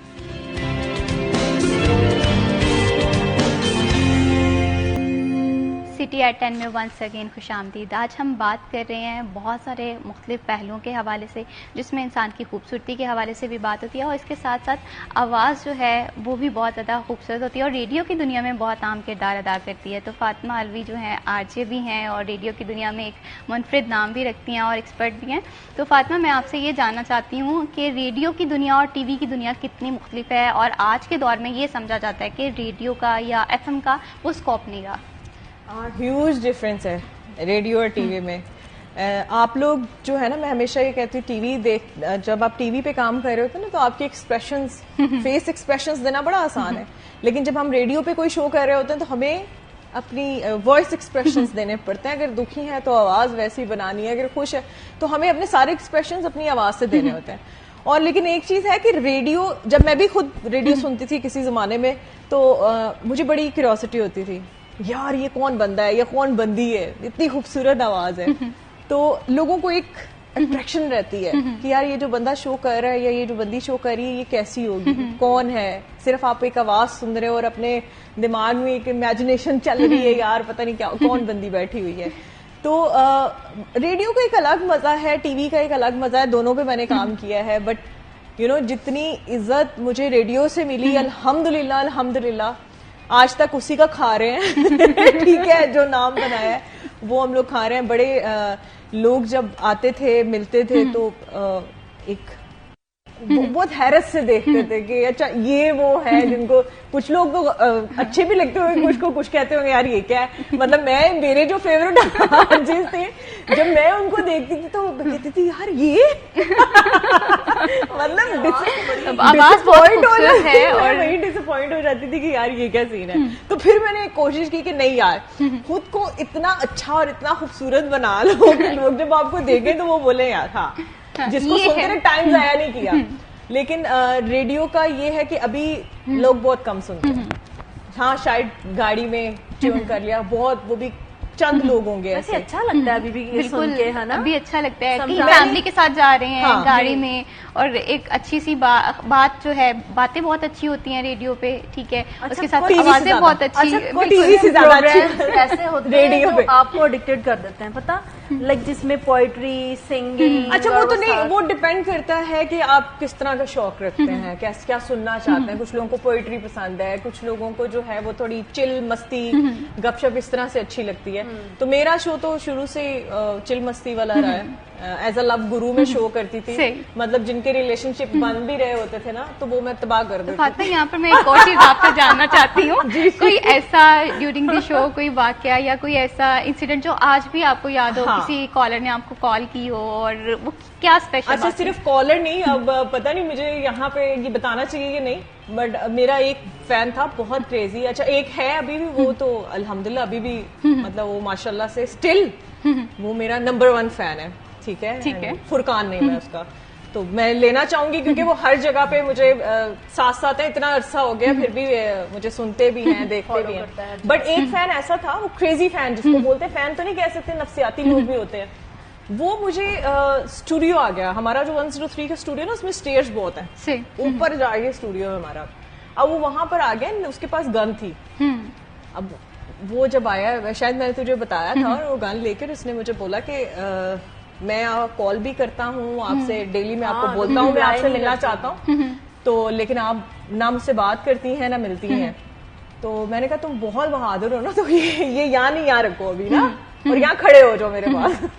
लेकिन वो इस चीज पे डर गया कि यार ये लड़की तो शी इज वेरी ब्रेव। बिल्कुल, बहुत मैं नहीं डरी, क्योंकि आप अगर डर जाए होती तो मैंने बोला अगर तुम हो ना अभी यहाँ रखने की बजाय यहाँ रखो और खड़े रहोगे तुम। अच्छा, यहाँ पर फातिमा एक चीज है, तहसीन कमल की पर्सनैलिटी थोड़ी है कि काम, रिलैक्स, और लेकिन ऐसी दोस्त का जिंदगी में होना बहुत ज्यादा जरूरी है। अच्छा, कभी ऐसा हुआ है कि तहसीन आपकी जिंदगी में कोई मसला हो गया होगा, आपने फातिमा को कॉल किया, फातिमा इधर आना, मेरे से कुछ भी नहीं होता। मैं इसको बोलती हूँ एंजल एंड डेविल, हम दोनों।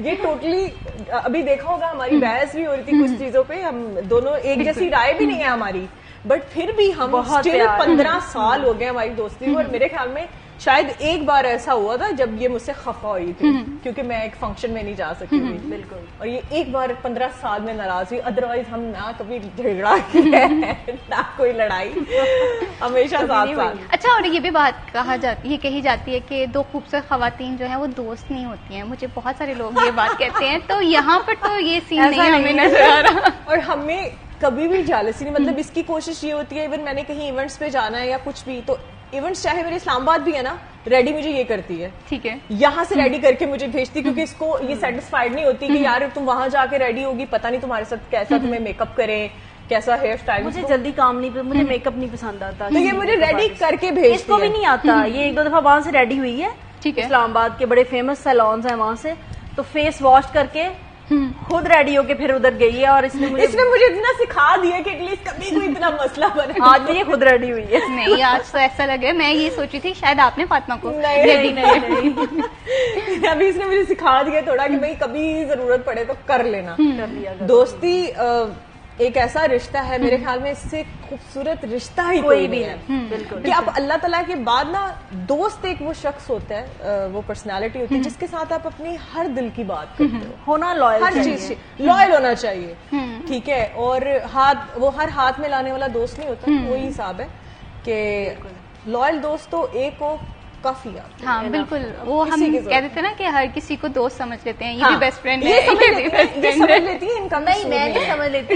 इनका वैसे कसूर नहीं है। मैं पाइसिस हूँ, मेरा स्टार, ठीक है। लेकिन हम लोग बहुत कम, मतलब आपने शायद आपको पता होगा इस चीज के बारे में कि पाइसियंस जो होते हैं ना बहुत कम दोस्त बनाते हैं। सबसे कम दोस्तियां पाइसियंस की होती हैं और वो जिसको बनाते हैं फिर निभाते हैं। और जो कैप्रिकॉन्स होते हैं ना, उनके दोस्त बहुत सारे होते हैं, लेकिन उनका जो बेस्ट फ्रेंड होता है ना, वो कोई एक ही होता है। सही, बिल्कुल बेस्ट फ्रेंड एक ही होना चाहिए। सही है। बिल्कुल। यहाँ पर तहसीन कमल, आपसे मैं ये भी जानना चाहती हूँ, हमने अभी दोस्ती के हवाले से बात की, जैसे फातिमा बता रही थी कि 15 साल से आप लोग साथ हैं और कभी कोई झगड़ा नहीं हुआ। और मैंने जैसे कहा कि खवातीन की दोस्ती के हवाले से ये कहा जाता है कि जो लड़के आपस में दोस्त होते हैं ना, वो ज्यादा अच्छे होते हैं। खवातीन एक दूसरे से सेम ड्रेस पे अगर पहन लिया है तो इस पे सोचेंगे कि हाँ यार इसने भी सेम हम ड्रेस तो पहन खुश लिया बहुत होती हैं है। एक आप दूसरे को लोगों की देख के। गहरी दोस्ती का राज क्या है? क्योंकि दोस्त बनाना आसान होता है लेकिन दोस्ती को निभाना बहुत मुश्किल है। होता है। बिल्कुल। एक्चुअली मैं समझती हूँ कि हर रिश्ते के लिए सेक्रीफाइसेस, कंप्रोमाइज और बहुत कुछ करना पड़ता है। जैसे ये इसका थोड़ा लाइफस्टाइल जो है ना बहुत लाइक वो है चिल पार्टीज दिस दैट, और थोड़ा तो मैं बहुत सारी जगहों पे ये मुझे मतलब इग्नोर करने की कोशिश करती है। मुझे बहुत कुछ कंप्रोमाइज करना है, लेकिन मैं कहती कुछ नहीं हूँ। जैसे मैं 15 दिन मतलब स्टे करके आई हूँ और मैंने वहां पे इसको काफी बोला, ये भी उधर ही उन्हीं एरियाज में थी, इस्लामाबाद वाली साइड पे। और उधर मैंने इसको 2-3 दफा टाइम सेट किया कि हम मिलते हैं ना, तो ये अपनी पार्टीज में और कामों में इतनी बिजी थी कि इसने टाइम नहीं निकाला। इवन दैट के मैंने से बोला, मैंने कहा आधा रास्ता में आ जाती हूँ, आधा। अब मेरे यही सीन है, जैसे ये बता रही है कि वो फ्रेंड्स गेट टुगेदर होते हैं, ठीक है। दोस्त कैप्रिकॉर्न हूँ, मेरा कसूर नहीं है, तो दोस्त बहुत सारे बनाए हुए हैं। कैप्रिकॉर्न थोड़े तो वो स्टूपिड भी होते हैं ना। सबको अच्छा लगता है, वो बैठ जो गपशप लगा रहे हैं, ठीक है, एक गेट टुगेदर हो गया। ये थोड़ी सी इसको बस ये होता है कि बस मैं और ये, ठीक है। तो हमारी दोस्ती का वैसे राज यही है कि कहीं पे ये कंप्रोमाइज करती है और ये मैं नहीं करती। कम करती है लेकिन कर जाती है। पहले मैंने अभी भी इधर आने से पहले भी आज बार मुझे, मैं ड्राइव कर रही हूँ और मेरे साथ ना लड़ रही है बार 1-2 चीजों को लेके ना, तो मैं इसे कह रही, मैंने यार शो के बाद बात करते हैं, फातिमा तुम पहुंचो, तुम हो गांव पे। मैं बस मतलब वो पूरी उसकी कोशिश थी कि अभी ये मेरे साथ डिस्कस अभी ये करे और मैं इसके साथ की तबीयत सेट करूं, मैंने नहीं होने दी। और अच्छा, एक और बड़ी अच्छी चीज है हमें कि मुझे चाहे इस पे कितना भी गुस्सा है, जब ये सामने आ जाती है तो मेरा गुस्सा खत्म हो जाता है। इसको देख हाँ, के ये बात मतलब सही मेरे है। फेस पे स्माइल आ जाती है, मैं कहती हूँ छोड़ो यार, अब इसका कत्ल भी माफ। इसकी मेरे अलावा किसी से इतनी बनती नहीं है वैसे। नहीं है। हाँ, सबसे लड़ लेती है सिवाय मेरे। बिल्कुल, एक दोस्त तो ऐसा होना चाहिए कि जब आप परेशान हैं आप अपनी परेशानी उससे शेयर करें, जब आप बहुत ज्यादा खुश हैं तो आप अपनी खुशी भी शेयर करें। लेकिन अनफॉर्चुनेटली आजकल के दौर में अच्छे दोस्त मिलना, मुखलिस दोस्त मिलना बहुत मुश्किल है। और इसके साथ अगर अच्छे दोस्त मिल रहे हैं उनकी कदर करना बहुत ज्यादा जरूरी है। अगर आपको कोई अच्छा इंसान देखिए, पहले तो एक दोस्ती तो बाद में होती है ना, आपको इतनी सेंस अल्लाह ताला ने दी है कि आप पहचान सकते हो। बिल्कुल, इसलिए पहचानना ठीक है। बहुत ज्यादा जरूरी है। बहुत तो शुक्रिया आप- फातिमा अलवी साहिबा, आप हमारे प्रोग्राम में आई। आज गुफ्तगू के दौरान पता ही नहीं चला टाइम कब गुजर गया। बहुत शुक्रिया बिल्कुल तहसीन कमल ऐसे। साहिबा for Thank you joining so us in much. This programme, और बहुत अच्छी और कारआमद आपने मेकअप टिप्स दी हैं। तो मेकअप इंसान की जिंदगी में, खवातीन की जिंदगी में एक अहम हिस्सा होता है, लेकिन अच्छा दिखना और अच्छे से मेकअप को कैरी करना, ड्रेस कैरी करना, ये एक चैलेंज होता है। तो अपने आप को और अपने कंफर्ट जोन को बहुत ज्यादा देखें और इसके बाद कोई भी ड्रेस है या मेकअप है उसका इंतखाब करें। इसी के साथ मैं अभी शबीब को दीजिए इजाजत। अल्लाह हाफिज।